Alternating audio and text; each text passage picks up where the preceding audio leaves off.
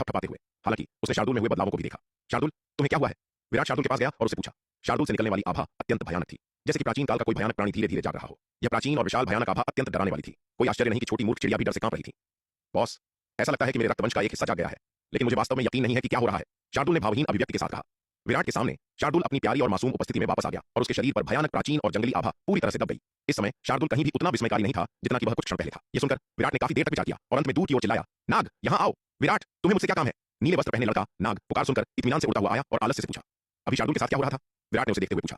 हालांकि नाग को डींगे मारना पसंद था, विराट को यह स्वीकार करना पड़ा कि वह वास्तव में बहुत जानकार था।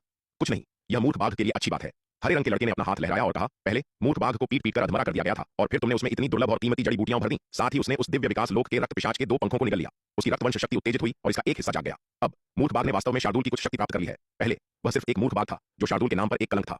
तो क्या यह शार्दुल का सामान्य विकास है? यह सुनकर विराट ने राहत की सांस ली और हरे रंग के लड़के से पूछा, विराट, इतना हंगामा मत करो जैसे कोई अज्ञानी गंवार। मूर्ख बाघ में परिवर्तन आने वाले समय की तुलना में कुछ भी नहीं है। तुमने अभी तक शार्दुल की सच्ची शक्ति नहीं देखी है। शार्दुल, शार्दुल, तुम नाम से ही बता सकते हो कि इसका क्या मतलब है। एक वास्तव में वयस्क शार्दुल एक भयानक प्राणी है जो पूरे तारों वाले आकाश को निगलने में सक्षम है। मूर्ख बाघ अभी थोड़ा सा बड़ा है और अभी भी एक शावक होने से बहुत दूर है। केवल जब यह वास्तव में परिपक्व हो जाएगा तो तुम शार्दुल नाम का सही अर्थ समझ पाओगे। नीले रंग के लड़के ने अपनी बाहें पार की, आत्मविश्वास की हवा के साथ बोलते हुए। यह सुनकर विराट को प्रत्याशा की भावना महसूस करने से नहीं रोका जा सका। यह सोचकर कि वास्तव में परिपक्व होने पर शार्दुल कैसा होगा। वैदेही शिखर। वैदेही उस आंगन की ओर जल्दी गई जहां विराट रहता था और गेट पर लेटे विशाल कछुए से कहा, बड़े कछुए, जल्दी करो और रिपोर्ट करो कि मुझे विराट से मिलने की जरूरत है। अरे छोटी वैदेही, इस बार तुझे मेरे बॉस से क्या काम है? बेहतर होगा तू मुझे पहले बता दे, वरना मैं तुझे रिपोर्ट करने की जहमत नहीं उठाऊंगा। विशाल कछुए ने अपनी पलकें उठाई, वैदेही पर एक नजर डाली और तिरस्कार के भाव के साथ कहा, यह छोटी लड़की वास्तव में कुछ है। वास्तव में उसके बॉस के लिए मुसीबत खड़ी करने के लिए लोगों को लाती है। यह शर्म की बात है कि उसने उस पर इतना भरोसा किया और उसे रिपोर्ट की। हालांकि विराट ने पिछली बार जो हुआ उसके लिए उसे दोषी नहीं ठहराया, लेकिन विशाल कछुआ अभी भी काफी परेशान था। वैदेही को फिर से आते देख वह स्वाभाविक रूप से मित्रवत नहीं होगा। बड़े कछुए, जल्दी करो और विराट को रिपोर्ट करो, मुझे उससे जरूरी काम है। वैदेही ने चिंता से कहा, तुझे पहले समझाना चाहिए कि बात क्या है। मैं नहीं चाहता कि मेरा बॉस फिर से पिटे। विशाल कछुए ने जोर दिया, ओ प्रिय, कोई गंभीर रूप से घायल है और उसे बचाने के लिए विराट की जरूरत है। इस बार मैं वास्तव में मुसीबत खड़ी करने के लिए किसी को नहीं लाई। इसके अलावा क्या तुमने नहीं देखा कि मैं अकेली आई हूं? वैदेही ने बार-बार कहा। वैदेही की बात सुनकर विशाल कछुए ने अपनी पलकें उठाई और वैदेही को ऊपर से नीचे तक देखा। यह देखकर कि वैदेही झूठ बोलती नहीं दिख रही थी और यह कि इस बार वैदेही वास्तव में अकेली आई थी और किसी और को नहीं लाई थी। ठीक है, मैं तुझ पर एक बार और विश्वास करूंगा, तू यहां इंतजार कर, विशाल कछुए ने कहा। यह कहकर विशाल कछुआ जमीन से उठा और आंगन में चला गया। थोड़ी देर बाद विशाल कछुआ और विराट एक साथ बाहर आए। वैदेही, तुम्हें मुझसे क्या चाहिए? विराट ने वैदेही पर एक नजर डाली, उसके चेहरे पर भी तिरस्कार दिख रहा था। यह महिला इतनी बेखबर थी, वास्तव में मुसीबत खड़ी करने के लिए हिमशिखा को साथ लाई थी। उस दिन इतने सारे लोगों के सामने हिमशिखा ने उसे बुरी तरह पीटा था, जिससे उसे अविश्वसनीय रूप से अपमानित महसूस हुआ था। इसलिए वैदेही को फिर से आते देख विराट स्वाभाविक रूप से उसे मित्रवत नजर नहीं देगा। विराट, सीनियर सिस्टर हिमशिखा गंभीर रूप से घायल है, तुम्हें उन्हें बचाने के लिए कोई रास्ता सोचना होगा। वैदेही ने विराट के तिरस्कारपूर्ण रवैये को नजरअंदाज करते हुए चिंता से कहा, क्या हिमशिखा गंभीर रूप से घायल है? विराट चौंक गया और जिज्ञासा से पूछा, क्या वह दानव संघ मुख्यालय में नहीं है? उसे किसने घायल किया? सीनियर सिस्टर हिमशिखा आधे महीने पहले मोर्चे पर गई थी। मैंने सुना है कि उन्होंने एक अत्यंत महत्वपूर्ण लड़ाई में भाग लिया और उस महान लड़ाई में उन्हें अत्यंत गंभीर चोटें आईं। अगर सीनियर ब्रदर जयवर्धन ने समय रहते बचाव नहीं किया होता तो सीनियर सिस्टर हिमशिखा शायद उस लड़ाई में मारी जाती। वैदेही ने चिंता से कहा। हालांकि यद्यपि सीनियर ब्रदर जयवर्धन ने सीनियर सिस्टर हिमशिखा को बचाया, लेकिन उनकी चोटें बहुत गंभीर हैं। यहां तक कि एक शीर्ष श्रेणी की 9वीं रैंक की नवजीवन संजीवनी गोली भी उनकी चोटों को ठीक नहीं कर सकी। वह अभी कहां है? विराट ने गंभीर अभिव्यक्ति के साथ पूछा। हिमशिखा की चोटें इतनी गंभीर थीं कि एक शीर्ष श्रेणी की 9वीं रैंक की नवजीवन संजीवनी गोली भी उसे ठीक नहीं कर सकती थी। हालांकि उसका और हिमशिखा का काफी संघर्ष था, लेकिन ये केवल व्यक्तिगत शिकायतें थीं। विराट ऐसी छोटी सी बात पर हिमशिखा को उसकी मौत के लिए नहीं छोड़ सकता था। आखिरकार वे एक ही पक्ष में थे और हिमशिखा के कभी-कभार निर्णय में चूक के अलावा विराट उसकी काफी प्रशंसा करता था। वह मुख्य चोटी पर है। संरक्षक रणविजय और एल्डर रुद्र उसका इलाज खोजने की कोशिश कर रहे हैं, वैदेही ने कहा। तो हम किस बात का इंतजार कर रहे हैं? मुझे जल्दी से वहां ले चलो, विराट ने बार-बार कहा। यह सुनकर वैदेही ने जल्दी से रास्ता दिखाया। विराट को मुख्य चोटी पर रणविजय के निवास पर ले गई। मुख्य हॉल में हिमशिखा अपनी आंखें बंद करके बिस्तर पर लेटी थी, जबकि रणविजय अपनी सच्ची ऊर्जा उसे दे रहे थे। बेटा, तुम आ गए। विराट और वैदेही को आते देख एल्डर रुद्र ने जल्दी से कहा, जल्दी आओ और देखो कि क्या हिमशिखा बेटी को बचाने का कोई तरीका है। विराट ने बिस्तर पर लेटी हिमशिखा को देखा। उसकी आंखें कसकर बंद थीं और उसका सुंदर चेहरा अनगिनत छोटी दरारों से ढका हुआ था। उसकी स्थिति को देखते हुए उसके कपड़ों के नीचे का शरीर भी उसी स्थिति में होने की संभावना थी। वह टूटे हुए चीनी मिट्टी के टुकड़े की तरह लग रही थी, जैसे कि वह किसी भी क्षण बिखर सकती है। यदि रणविजय उसके शरीर को बनाए रखने के लिए अपना सर्वश्रेष्ठ प्रयास नहीं कर रहे होते तो विराट को संदेह था कि हिमशिखा का शरीर किसी भी क्षण विघटित हो सकता था। वह इतनी बुरी तरह घायल कैसे हो सकती है? विराट ने अपनी भौहें सिकोड़ी और यह देखकर पूछा। हिमशिखा की चोटों की गंभीरता उसकी अपेक्षाओं से कहीं अधिक थी, यहां तक कि उन चोटों के बराबर भी जो शार्दुल को तब लगी थीं जब उसने एल्डर शंकर के पूर्ण शक्ति हमले का सीधे सामना किया था। और आधे महीने पहले वैदेही शिखर पर उनकी लड़ाई में हिमशिखा के प्रदर्शन को देखते हुए उसकी ताकत वास्तव में उससे बहुत कमजोर नहीं थी जब शार्दुल ने एल्डर शंकर का सामना किया था। हिमशिखा की ताकत के साथ उसे इस तरह कौन घायल कर सकता था? क्या यह औरत पागल हो गई है? वह वास्तव में दानव जाति के एक दिव्य विकास लोक विशेषज्ञ को चुनौती देने जा रही है। एल्डर रुद्र ने आह भरी। हिमशिखा बेटी इस बार बहुत लापरवाह है। वह वास्तव में एक प्रसिद्ध दानव सेनापति को अकेले चुनौती दे रही है और वह सेनापति दिव्य योद्धा सूची में 519वें स्थान पर है। दिव्य योद्धा सूची में 519वें स्थान पर रहने वाला विशेषज्ञ इतना मजबूत, क्या वह सीनियर सिस्टर हिमशिखा को इस तरह घायल कर सकता था? एल्डर रुद्र के शब्दों को सुनकर विराट ने गहराई से भौहें सिकोड़ी। दिव्य योद्धा सूची में 519वें स्थान पर रहने वाला विशेषज्ञ इतना शक्तिशाली, यह तो पहले से ही एक सच्चे दिव्य विकास लोक विशेषज्ञ के बराबर है। वह दानव सेनापति अकेले हिमशिखा को इतनी बुरी तरह घायल नहीं कर सकता था, लेकिन वह उससे अकेले नहीं लड़ रहा था। उसके पास दसियों हजार कुलीन दानव सैनिक थे। हिमशिखा ने अकेले ही उस दानव सेनापति और उसकी पूरी सेना का मुकाबला किया। अंततः न केवल प्रसिद्ध दानव सेनापति को मार डाला बल्कि पूरी सेना का भी सफाया कर दिया। इसलिए उसकी यह हालत हुई। एल्डर रुद्र ने फिर आह भरी। लानत है, यह औरत पागल हो गई है। वह जो कर रही है वह आत्महत्या के बराबर है। विराट ने एल्डर रुद्र के शब्दों को सुनकर मन ही मन कोसा। दिव्य योद्धा सूची में 519वें स्थान पर रहने वाला एक प्रसिद्ध सेनापति जो दसियों हजार कुलीन राक्षसों की सेना का नेतृत्व कर रहा है, उसकी युद्ध शक्ति भले ही एक सच्चे दिव्य विकास लोक विशेषज्ञ के स्तर तक न पहुंचे, संभवतः बहुत करीब थी। इस महिला ने वास्तव में एक प्रसिद्ध दानव सेनापति के नेतृत्व में लाखों की एक कुलीन सेना का अकेले मुकाबला करने की हिम्मत की। मुझे नहीं पता कि उसे बहादुर कहूं या बेदिमाग। कोई आश्चर्य नहीं कि वह इतनी बुरी तरह घायल हो गई। उसके कार्यों के साथ यह एक चमत्कार है कि वह मौके पर ही नहीं मारी गई। बेटा, क्या तुम्हारे पास हिमशिखा को बचाने का कोई तरीका है? एल्डर रुद्र ने चिंता से पूछा। वह वास्तव में इस जूनियर हिमशिखा से प्यार करते थे और स्वाभाविक रूप से उसे मरते हुए नहीं देखना चाहते थे। वह और रणविजय हिमशिखा को उसकी घायल अवस्था में नहीं बचा सकते थे।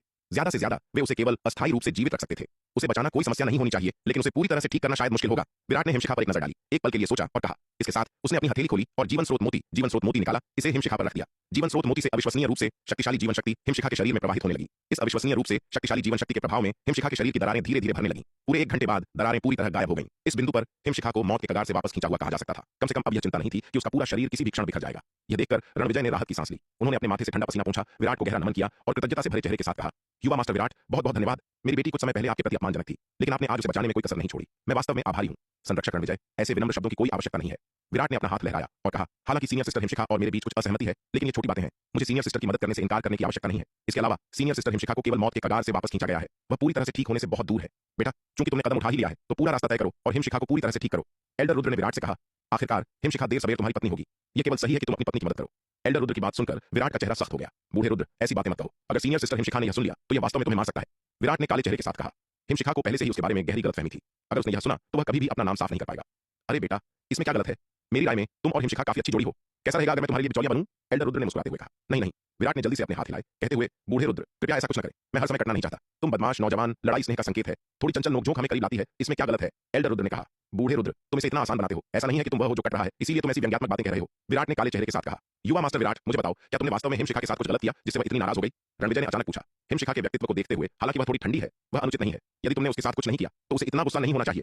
लानत है बूढ़े रणविजय, बस ऐसी बातें मत कहो। मैंने तुम्हारी बेटी के साथ कभी कुछ गलत नहीं किया।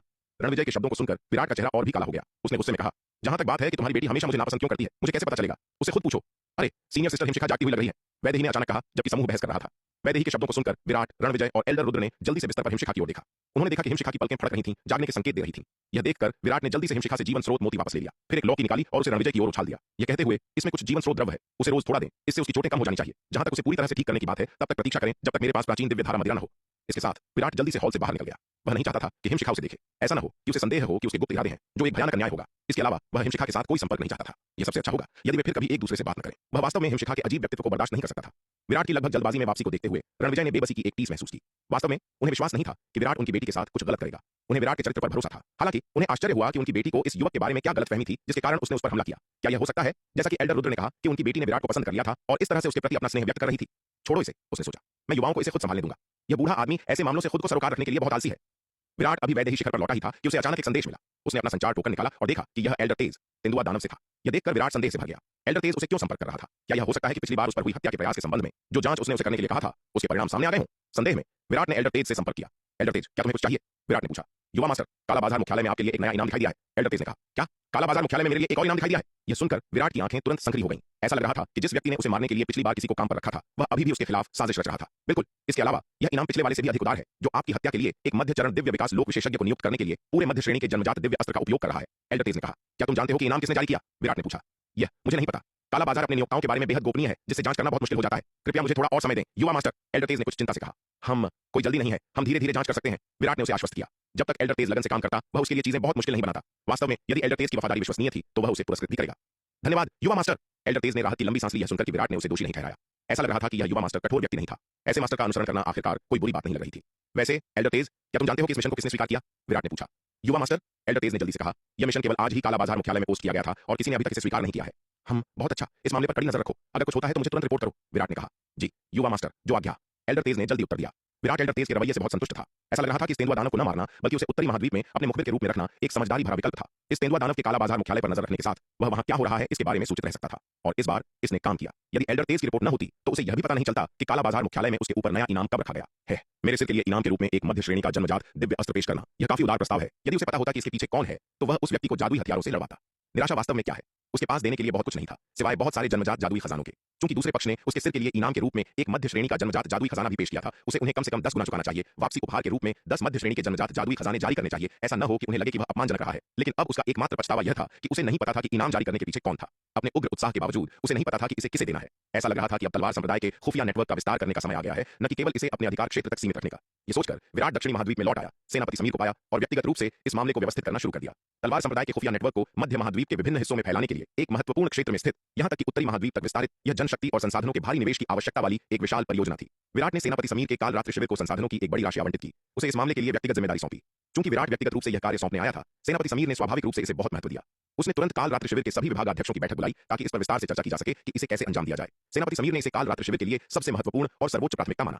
सेनापति समीर की कमान के तहत पूरा काल रात्रि शिविर एक सुचारू रूप से चलने वाली मशीन की तरह कुशलता से काम करने लगा। काल रात्रि शिविर में अब 20 लाख से अधिक मुख्य कर्मी और 5 करोड़ से अधिक परिधीय कर्मी हैं जो सक्षम है। कहा जाता है कि यह तलवार संप्रदाय के सैन्य मुख्यालय के सभी विभिन्न युद्ध प्रभागों में सबसे अधिक कर्मियों वाला विभाग है।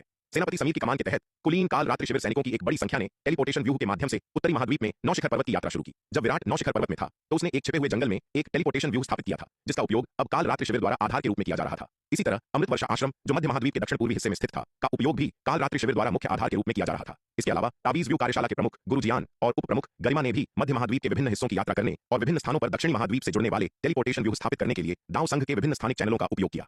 काल रात्रि शिविर के संचालन के तहत मध्य महाद्वीप में एक विशाल नेटवर्क संरचना बुनी जा रही थी। काल रात्रि शिविर का खुफिया नेटवर्क मध्य महाद्वीप के विभिन्न हिस्सों में घुसपैठ करने लगा, जो तलवार संप्रदाय की आंखें और कान बन गया। तलवार संप्रदाय के भारी निवेश के साथ काल रात्रि शिविर एक तेजी से भयानक विशालकाय बन गया। विराट ने काल रात्रि शिविर के विस्तार के विशिष्ट विवरणों में हस्तक्षेप नहीं किया। उसे केवल सेनापति समीर को अपने इरादे बताने की जरूरत थी। वास्तविक निष्पादन होगा। काल रात्रि शिविर के लिए चीजों की व्यवस्था करने के बाद विराट 10 अरब के नागदंत चावल निकालने के लिए खजाना विभाग गया और फिर इंटरडायमेंशनल टेलीपोर्टेशन व्यूह के माध्यम से शून्य समाधि गुप्त क्षेत्र में प्रवेश किया। गिरीश के साथ उसके आखिरी सौदे को 1 साल बीत चुका था और उसके साथ फिर से व्यापार करने का समय आ गया था। इसके अलावा क्योंकि वह कृष्ण धुंध वन में तैनात था और समय पर नहीं लौट सका, एल्डर योगिता ने उसकी ओर से लेन देन किया था। समय की गणना करते हुए उसने पूरे 2 वर्षों तक शून्य समाधि गुप्त क्षेत्र में प्रवेश नहीं किया था। पिछले 2 वर्षों में उसने पिछली बार एकत्र किए गए बड़ी संख्या में राक्षसी कलाकृतियों को लगभग समाप्त कर दिया था। उन मोहरों पर लौटने का समय आ गया था। अनंत परम मीनार को अगले तारे को रोशन करने के लिए हड्डी दानव ऊर्जा को अवशोषित करने दें और पिछले 2 वर्षों में उपभोग की गई प्राचीन महाद्वीपीय धाराओं को फिर से भरने के लिए बड़ी संख्या में राक्षसी कलाकृतियों को इकट्ठा करें। जब विराट सम्राट स्तर की 13वीं मोहर पर पहुंचा तो गिरीश पहले से ही वहां इंतजार कर रहा था। भाई विराट, तुम आ गए। विराट को प्रकट होते देख गिरीश बहुत खुश हुआ। भाई गिरीश, तुम कैसे हो? विराट ने मुस्कुराते हुए कहा। भाई विराट, जब तुम पिछली बार नहीं आए थे तो मैं बहुत चिंतित था। गिरीश ने उत्साह से कहा। इस बार मैं आखिरकार तुम्हें फिर से देख रहा हूं। पिछली बार विराट व्यक्तिगत रूप से नहीं आया था, बल्कि उसने अपनी ओर से भाई गिरीश के साथ व्यापार करने के लिए एल्डर योगिता को भेजा था। इसने गिरीश को असहज कर दिया था। हमेशा चिंतित रहता था कि विराट को कुछ हो सकता है। अब जब उसने विराट को फिर से प्रकट होते देखा तो उसका दिल, जो अधर में लटका हुआ था, आखिरकार चैन से था। पिछली बार मैं प्रशिक्षण के लिए बाहर गया था और मेरे पास संप्रदाय में लौटने का समय नहीं था, इसलिए मैंने एल्डर योगिता को मेरी ओर से भाई गिरीश के साथ व्यापार करने के लिए कहा। विराट ने मुस्कुराते हुए समझाया। यह अच्छा है, जब तक तुम ठीक हो, गिरीश ने बार बार कहा। गिरीश के हाव भाव को देखकर विराट मदद नहीं कर सका, लेकिन थोड़ा भावुक महसूस किया। हालांकि गिरीश की चिंता का एक बड़ा हिस्सा यह हो सकता है कि उसे कुछ हुआ और इससे शून्य समाधि महाद्वीप के साथ उसका नागदंत चावल व्यापार प्रभावित होगा। इसमें कोई संदेह नहीं था कि गिरीश की चिंता का एक बड़ा हिस्सा वास्तविक था। अब उसने और गिरीश ने काफी बार नागदंत चावल का व्यापार किया था और शून्य समाधि महाद्वीप फिलहाल काफी भरोसेमंद लग रहा था। वह अगली बार गिरीश के साथ व्यापार किए जाने वाले नागदंत चावल की मात्रा बढ़ाने पर विचार कर सकता है। गिरीश को अधिक नागदंत चावल बेच सकता है। अतीत में वह चिंतित था कि क्योंकि वह शून्य समाधि महाद्वीप के लोगों के बारे में ज्यादा नहीं जानता था, गिरीश और शून्य समाधि महाद्वीप उसकी संपत्ति से ललचा सकते हैं यदि व्यापार की मात्रा बहुत बड़ी होती। लेकिन अब ऐसा लगता है कि फिलहाल इसे आश्वस्त किया जा सकता है। क्योंकि दूसरा पक्ष व्यापार करने में वास्तव में ईमानदार है, इस लेन देन का विस्तार किया जा सकता है जिससे दोनों पक्षों को लाभ होगा। शून्य समाधि महाद्वीप को वह नागदंत चावल मिलता है जिसका वे सपना देख रहे हैं, जबकि वह बड़ी संख्या में जन्मजात जादुई खजाने प्राप्त कर सकता है। दोनों पक्षों के लिए जीत की स्थिति। इसके बाद विराट ने 10 अरब के नागदंत चावल निकाले और उन्हें गिरीश को सौंप दिया। इसे 30 से अधिक जन्मजात जादुई खजानों और हजारों 9वीं श्रेणी के जादुई खजानों के बदले में बदल दिया।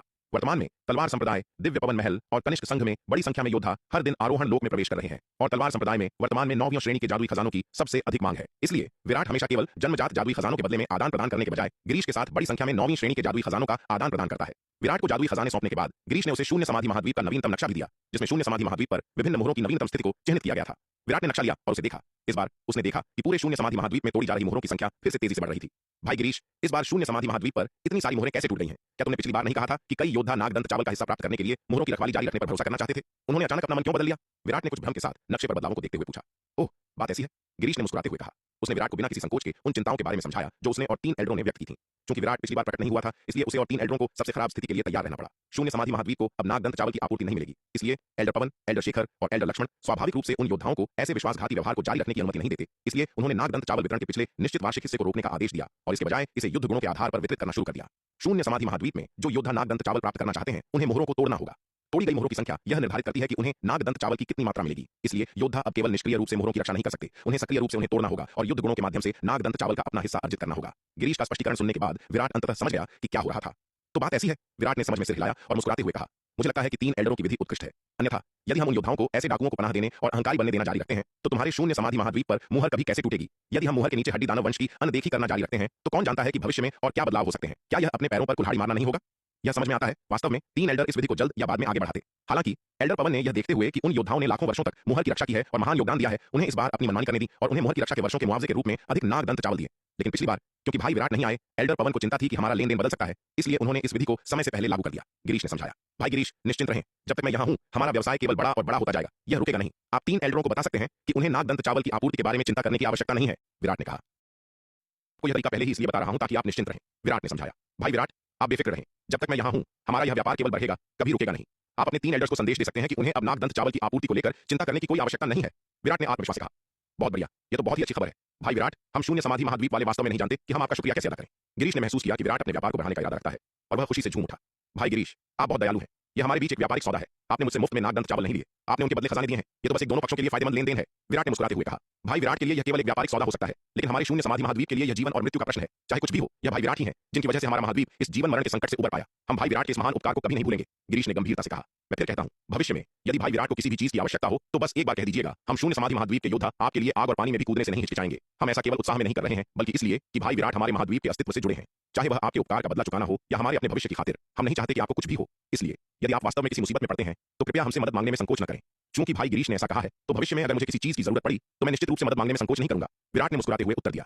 शून्य समाधि महाद्वीप अत्यंत शक्तिशाली है। गिरीश के अनुसार उनके एल्डर पवन एक सच्चे महाविपत्ति लोक के विशेषज्ञ हैं। यदि भविष्य में उनका सामना किसी ऐसे शत्रु से होता है जिसे वे संभाल नहीं सकते तो शून्य समाधि महाद्वीप वास्तव में एक शक्तिशाली सहयोगी बन सकता है। बेशक जब तक कि अत्यंत आवश्यक न हो, विराट उनसे मदद नहीं मांगेगा। शून्य समाधि महाद्वीप बहुत शक्तिशाली है। वर्तमान में वे उसके साथ व्यापार करने में केवल इसलिए सहज हैं क्योंकि वे उसके पीछे के संप्रदाय की वास्तविक शक्ति से अनजान हैं। यदि उन्हें तलवार संप्रदाय की वास्तविकता का पता चल गया तो यह कहना मुश्किल है कि उनके मन में क्या विचार आएंगे। जब तक तलवार संप्रदाय एक निश्चित स्तर तक विकसित नहीं हो जाता, विराट का शून्य समाधि महाद्वीप के योद्धाओं को शक्ति सिंधु महाद्वीप में प्रवेश करने देने का कोई इरादा नहीं है। गिरीश वास्तव में भरोसेमंद हो सकते हैं, लेकिन अन्य योद्धा एक अलग मामला है। आखिरकार केवल नागदंत चावल की आपूर्ति मिलने और उनकी मुसीबतें अस्थायी रूप से कम होने से ही कई लोगों के मन में गलत विचार आने लगे थे। उन्हें शक्ति सिंधु महाद्वीप में प्रवेश करने देना तो दूर की बात है, एक बार जब वे लोग तलवार संप्रदाय की समृद्धि और अपार धन को देखेंगे तो कई लोग लालच में आकर पागल हो सकते हैं।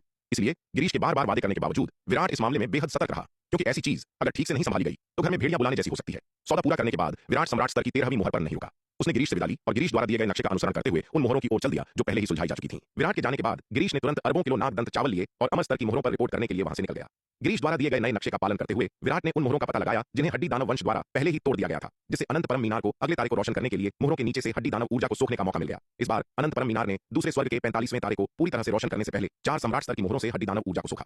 विराट के अनुमान के अनुसार 45वें तारे को पूरी तरह से रोशन करने के लिए आवश्यक ऊर्जा लगभग 40 अरब 9वीं श्रेणी के आध्यात्मिक पत्थरों के बराबर थी। 45वें तारे के रोशन होने के बाद अनंत परम मीनार के दूसरे स्तर में तारों की रोशनी की तीव्रता दोगुनी हो गई, जो 9वीं श्रेणी के आध्यात्मिक पत्थर की तुलना में 1024 गुना अधिक प्रभावी थी। इस समय अनंत परम मीनार के दूसरे स्तर द्वारा बहाल किया गया क्षेत्र 409.6 खरब मील के दायरे तक पहुंच गया, जो 4096 युमेश राजवंशों के आकार के बराबर था। रोशन हुए 45वें तारे में विराट को एक और ऋण व्यूह विरासत प्राप्त हुई। इस बार प्राप्त हुई सबसे महत्वपूर्ण विरासत महागुप्त ऋण थी। यहाँ तक कि सबसे बुनियादी महागुप्त ऋण भी एक दिव्य विकास लोक के विशेषज्ञ की आभा को पूरी तरह से छिपा सकता है। अपनी साधना के स्तर को छिपाने के लिए महागुप्त ऋण का उपयोग करना एक उत्तम तरीका है, और यदि इस पद्धति का उपयोग घात लगाने और हत्या करने के लिए किया जाता है तो इसके अप्रत्याशित और चमत्कारी प्रभाव होंगे। 45वें तारे को रोशन करने के बाद विराट ने अनंत परम मीनार से 30 से अधिक एकलव्य स्तर की मोहरों की हड्डी दानव ऊर्जा को सोख लिया। फिर उसने परिवर्तित ऊर्जा का उपयोग प्राचीन महाद्वीप की धाराओं से काफी मात्रा में धारा का पानी और दर्जनों बड़ी मछलियों को शून्य समाधि महाद्वीप छोड़ने से पहले अपने साथ ले जाने के लिए किया। इन मोहरों के नीचे से उसे जो बड़ी मात्रा में राक्षसी कलाकृतियां मिली वे लंबे समय तक उसके उपयोग के लिए पर्याप्त थीं। शून्य समाधि महाद्वीप अमर स्तर की मोहर। गिरीश ने नए प्राप्त अरबों किलो नागदंत चावल एल्डर पवन को सौंप दिए और एल्डर्स पवन, शेखर और लक्ष्मण को विराट के साथ अपने सौदे का विवरण दिया। उसने तीनों एल्डर्स तक विराट के शब्द भी पहुंचाए। जब तक वह मौजूद है शून्य समाधि महाद्वीप के साथ उसका लेनदेन बंद नहीं होगा और भविष्य में केवल बड़ा ही होगा। जब गिरीश ने कहा कि विराट इस लेनदेन के दौरान फिर से दिखाई दिया था तो पवन, शेखर और लक्ष्मण सभी ने राहत की सांस ली। एल्डर पवन, अब जबकि हमारी नागदंत चावल की आपूर्ति सुनिश्चित है, क्या हमें पिछले आदेशों को जारी रखना चाहिए? एल्डर लक्ष्मण ने एल्डर पवन से पूछा। मेरा सुझाव है कि हम जारी रखें, अन्यथा यदि हम हर साल निश्चित दरों पर नागदंत चावल वितरित करना जारी रखते हैं तो उन लोगों के दिमाग में शायद फिर से अन्य विचार आने लगेंगे। एल्डर शेखर ने कहा, चूंकि यह मामला पहले ही शुरू हो चुका है तो चलिए इसे वैसे ही जारी रखते हैं। एल्डर पवन ने कुछ देर विचार किया और कहा, युद्ध के गुणों के अनुसार नागदंत चावल वितरित करने से उन लोगों को मुहर के नीचे हड्डी दानव वंश से निपटने के लिए प्रेरणा भी मिलेगी। हालांकि पिछले 10 वर्षों में भाई विराट द्वारा हमें लगातार नागदंत चावल प्रदान करने के साथ शून्य समाधि महाद्वीप के अधिकांश योद्धा अपनी चरम स्थिति में वापस आ गए हैं और सिद्धांत रूप में एकलव्य और सम्राट स्तर की मोहरों के नीचे हड्डी दानव वंश को हमारे लिए बहुत कम खतरा पैदा करना चाहिए। फिर भी मुझे चिंता है कि इस मामले में देरी करने से अप्रत्याशित परिवर्तन हो सकते हैं। जितना जल्दी हो सके एकलव्य और सम्राट स्तर की मोहरों के नीचे हड्डी दानव वंश से निपटना बेहतर है। यह बिल्कुल सही है, एल्डर शेखर ने तुरंत सहमति व्यक्त की। इसके अलावा उन मोहरों के नीचे हड्डी दानव वंश से निपटने के बाद हम देव स्तर की मोहर के नीचे हड्डी दानव वंश से निपटने पर अपना ध्यान केंद्रित कर सकते हैं। देव स्तर और अमर स्तर की मोहरों के नीचे का हड्डी दानव वंश अभी हमारे महाद्वीप के लिए सबसे बड़ा खतरा है। एल्डर शेखर और एल्डर पवन को ऐसा कहते सुनकर एल्डर लक्ष्मण ने और कुछ नहीं कहा। हालांकि वह शून्य समाधि महाद्वीप के योद्धाओं के प्रति अधिक उदार थे, लेकिन वह भी हड्डी दानव वंश के खतरे को जल्द से जल्द हल करना चाहते थे। वैसे एल्डर पवन, आपकी शक्ति कितनी बहाल हुई है? एल्डर लक्ष्मण ने एल्डर पवन की ओर देखते हुए पूछा। वह हमेशा से इस बारे में उत्सुक थे। वह और एल्डर शेखर बहुत पहले ही अपनी चरम स्थिति में वापस आ चुके थे और अब उन्हें हर साल 10 करोड़ किलो नागदंत चावल का हिस्सा मिलता था। वास्तव में वह और एल्डर शेखर एक वर्ष में इतनी भारी मात्रा में नागदंत चावल का उपभोग नहीं कर सकते थे। इसलिए पिछले कुछ वर्षों में उन्होंने और एल्डर शेखर ने काफी मात्रा में भंडार जमा कर लिया था। हालांकि एल्डर पवन हर साल 10 करोड़ किलो नागदंत चावल खाते थे और अब तक वह कभी भी तृप्त नहीं लगते थे। हे अगर मैं इस साल मिले 10 करोड़ किलो नागदंत चावल को खा लूं तो मैं अपने सच्चे सार का लगभग आधा हिस्सा बहाल करने में सक्षम हो जाऊंगा, एल्डर पवन ने मुस्कुराते हुए कहा। एल्डर पवन की बात सुनकर एल्डर लक्ष्मण आश्चर्य से अपनी जीभ दबाने से नहीं रोक पाए। एक पारलौकिक क्षेत्र के विशेषज्ञ की भूख वास्तव में अपार है। इतना नागदंत चावल खाने के बाद भी वे अभी भी तृप्त नहीं है, केवल अपने सच्चे सार का आधा हिस्सा ही बहाल कर पाए हैं। एल्डर शेखर सलाह देने से नहीं रोक पाए। एल्डर पवन, आप कुछ 100 करोड़ किलो नागदंत चावल क्यों नहीं रख लेते और पहले अपने सच्चे सार को पूरी तरह से बहाल क्यों नहीं कर लेते? वैसे भी शून्य समाधि महाद्वीप अब वैसी भयानक स्थिति में नहीं है जैसी शुरुआत में थी। अगर हम उन योद्धाओं को कम नागदंत चावल भी दें तो वे भूखे नहीं मरेंगे। इसकी कोई आवश्यकता नहीं है। मैं जल्दी ठीक हो जाऊं या बाद में, इससे कोई बड़ा फर्क नहीं पड़ता। चलिए पिछली योजना पर ही टिके रहते हैं। वैसे भी जब तक मैं हर साल 10 करोड़ किलो नागदंत चावल खा सकता हूं, मुझे अपनी चरम स्थिति में वापस आने में केवल कुछ और साल लगेंगे। कोई जल्दी नहीं है। एल्डर पवन ने हाथ हिलाते हुए मुस्कुराकर कहा। चूंकि एल्डर पवन अन्य योद्धाओं के नागदंत चावल का उपयोग नहीं करना चाहते हैं तो पहले मेरा उपयोग क्यों न करें? वैसे भी मैं अपनी चरम स्थिति में वापस आ चुका हूं। दैनिक साधना के बावजूद मैं एक साल में 10 करोड़ किलो नागदंत चावल का उपभोग नहीं कर पाता, एल्डर शेखर ने कहा। शुरुआत में वह और एल्डर लक्ष्मण एक साल में 10 करोड़ किलो चावल इसलिए खा पाते थे क्योंकि उनका सच्चा सार लगभग खत्म हो चुका था। वे जो चावल खाते थे उसका उपयोग उनके पहले से ही खत्म हो चुके सच्चे सार को फिर से भरने के लिए किया जाता था। हालांकि अब उनका सच्चा सार प्रचुर मात्रा में है और जो चावल वे खाते हैं वह केवल उनकी साधना बढ़ाने के लिए है। वे अब इतनी भारी मात्रा में चावल का उपभोग नहीं कर सकते। यदि वह एक वर्ष में 10 करोड़ किलो नागदंत चावल की ऊर्जा को अवशोषित कर सके और इसे अपनी साधना में बदल सके तो वह शायद कुछ ही समय में महाविपत्ति लोक ट्रिब्यूलेशन ट्रांसफॉर्मेशन रियलम को तोड़ने में सक्षम होगा। लेकिन साधना और विकास स्पष्ट रूप से सच्चे सार की बहाली के समान नहीं है। इसकी कोई जरूरत नहीं है। आप और एल्डर लक्ष्मण इसे अपनी साधना के लिए रखें। मैं आपका हिस्सा नहीं लूंगा। यदि आप महाविपत्ति लोक में प्रवेश कर सकते हैं तो स्वर्गीय मोहर को तोड़ने की आपकी उम्मीद बढ़ जाएगी। एल्डर पवन ने हाथ हिलाया फिर भी मना कर दिया। एल्डर पवन की बातें सुनकर एल्डर शेखर और एल्डर लक्ष्मण चुप हो गए। महाविपत्ति लोक में प्रवेश करना कोई आसान काम नहीं था। यहां तक कि जब शून्य समाधि महाद्वीप अपनी शक्ति के चरम पर था तब भी 100 अर्ध महाविपत्ति लोक योद्धाओं में से केवल 1 या 2 ही सफलतापूर्वक महाविपत्ति लोक में प्रवेश कर पाते थे। दिव्य विकास लोक और महाविपत्ति लोक के बीच एक ऐसी खाई थी जो एक अभेद्य बाधा के समान थी। इस खाई को सफलतापूर्वक पार करना और अंततः महाविपत्ति लोक में प्रवेश करना अविश्वसनीय रूप से कठिन था। ठीक है, आपको इसके बारे में ज्यादा सोचने की जरूरत नहीं है।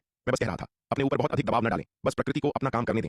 हमने इतने वर्षों तक सहन किया है, यहां तक कि सबसे कठिन और खतरनाक क्षण भी बीत चुके हैं। निश्चित रूप से हम इस अंतिम बाधा को भी पार कर सकते हैं। एल्डर पवन हंसे। यह सच है। चलिए पहले हर कदम सावधानी से उठाने पर ध्यान केंद्रित करते हैं और भविष्य की चिंता बाद में करेंगे, एल्डर लक्ष्मण ने राहत की मुस्कान के साथ कहा। हालांकि उसने ऐसा कहा लेकिन उसने गुप्त रूप से संकल्प लिया कि अब जब उसके पास पर्याप्त साधना संसाधन है तो वह महाविपत्ति लोक में सफलता के लिए प्रयास करने के लिए और भी अधिक मेहनत करेगा। अन्यथा यदि वह महाविपत्ति लोक में प्रवेश नहीं कर सका तो इस अमर स्तर की मोहर को अंततः अकेले एल्डर पवन को ही सुरक्षित रखना होगा, क्योंकि अगर वह और एल्डर शेखर महाविपत्ति लोक में प्रवेश नहीं कर सके तो उनका जीवन काल अमर स्तर की मोहर के नीचे महाविपत्ति लोक के हड्डी दानवों की तुलना में कम होना तय था। वह अच्छी तरह जानता था कि एल्डर पवन के कंधों पर दबाव कितना भारी था। केवल महाविपत्ति लोक में प्रवेश करके ही वह वास्तव में एल्डर पवन का बोझ साझा कर सकता था।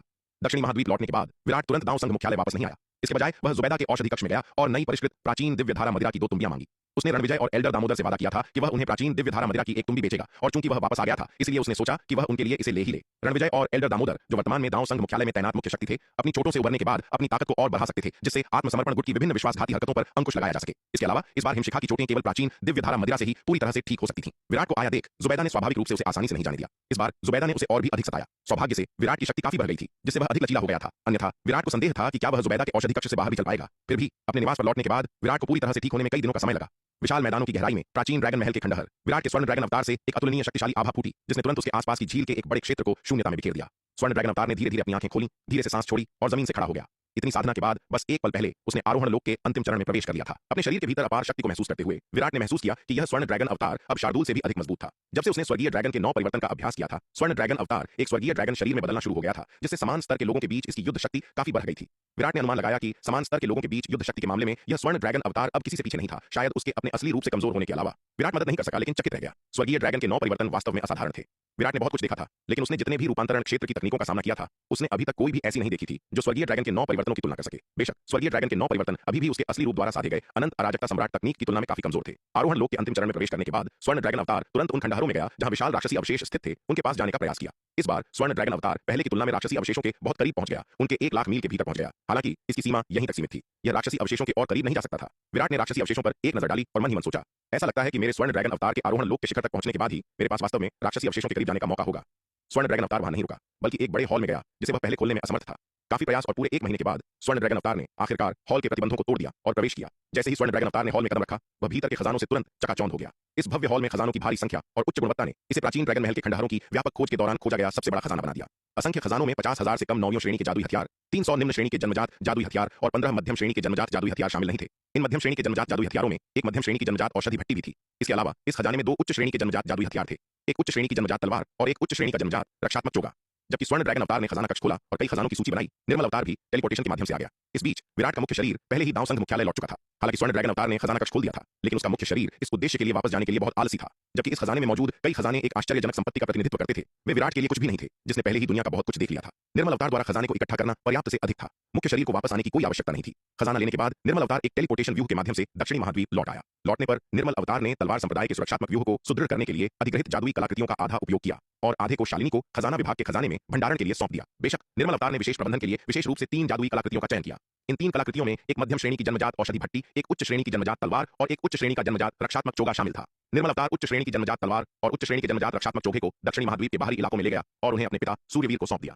सूर्यवीर ने विराट द्वारा दिए गए खजानों से इनकार नहीं किया। आखिरकार यह बच्चा समय समय पर न जाने कहां से बड़ी संख्या में खजाने हासिल कर लेता था। उसे इसकी आदत हो चुकी थी। यहां तक कि अनंत परम मीनार और नाग पाताल तलवार जैसे सर्वोच्च खजाने भी ऐसी चीजें थीं जो इस बच्चे के पास पहले से थीं। 2 मात्र उच्च श्रेणी के जन्मजात जादुई हथियार उसके लिए कुछ भी नहीं थे। इन 2 उच्च श्रेणी के जन्मजात जादुई हथियारों के साथ उनकी शक्ति बहुत बढ़ जाएगी। सूर्यवीर ने 2 उच्च श्रेणी के जन्मजात जादुई हथियारों को स्वीकार किया, उन्हें परिष्कृत किया और फिर अपनी तलवारबाजी का अभ्यास जारी रखा। अपने पिता को 2 उच्च श्रेणी के जन्मजात जादुई हथियार सौंपने के बाद श्वेत वस्त्रधारी विराट ने जुबैदा को मध्यम श्रेणी की जन्मजात औषधि भट्टी दी। मध्यम श्रेणी की जन्मजात औषधि भट्टी को देखकर जुबैदा खुशी से झूम उठी।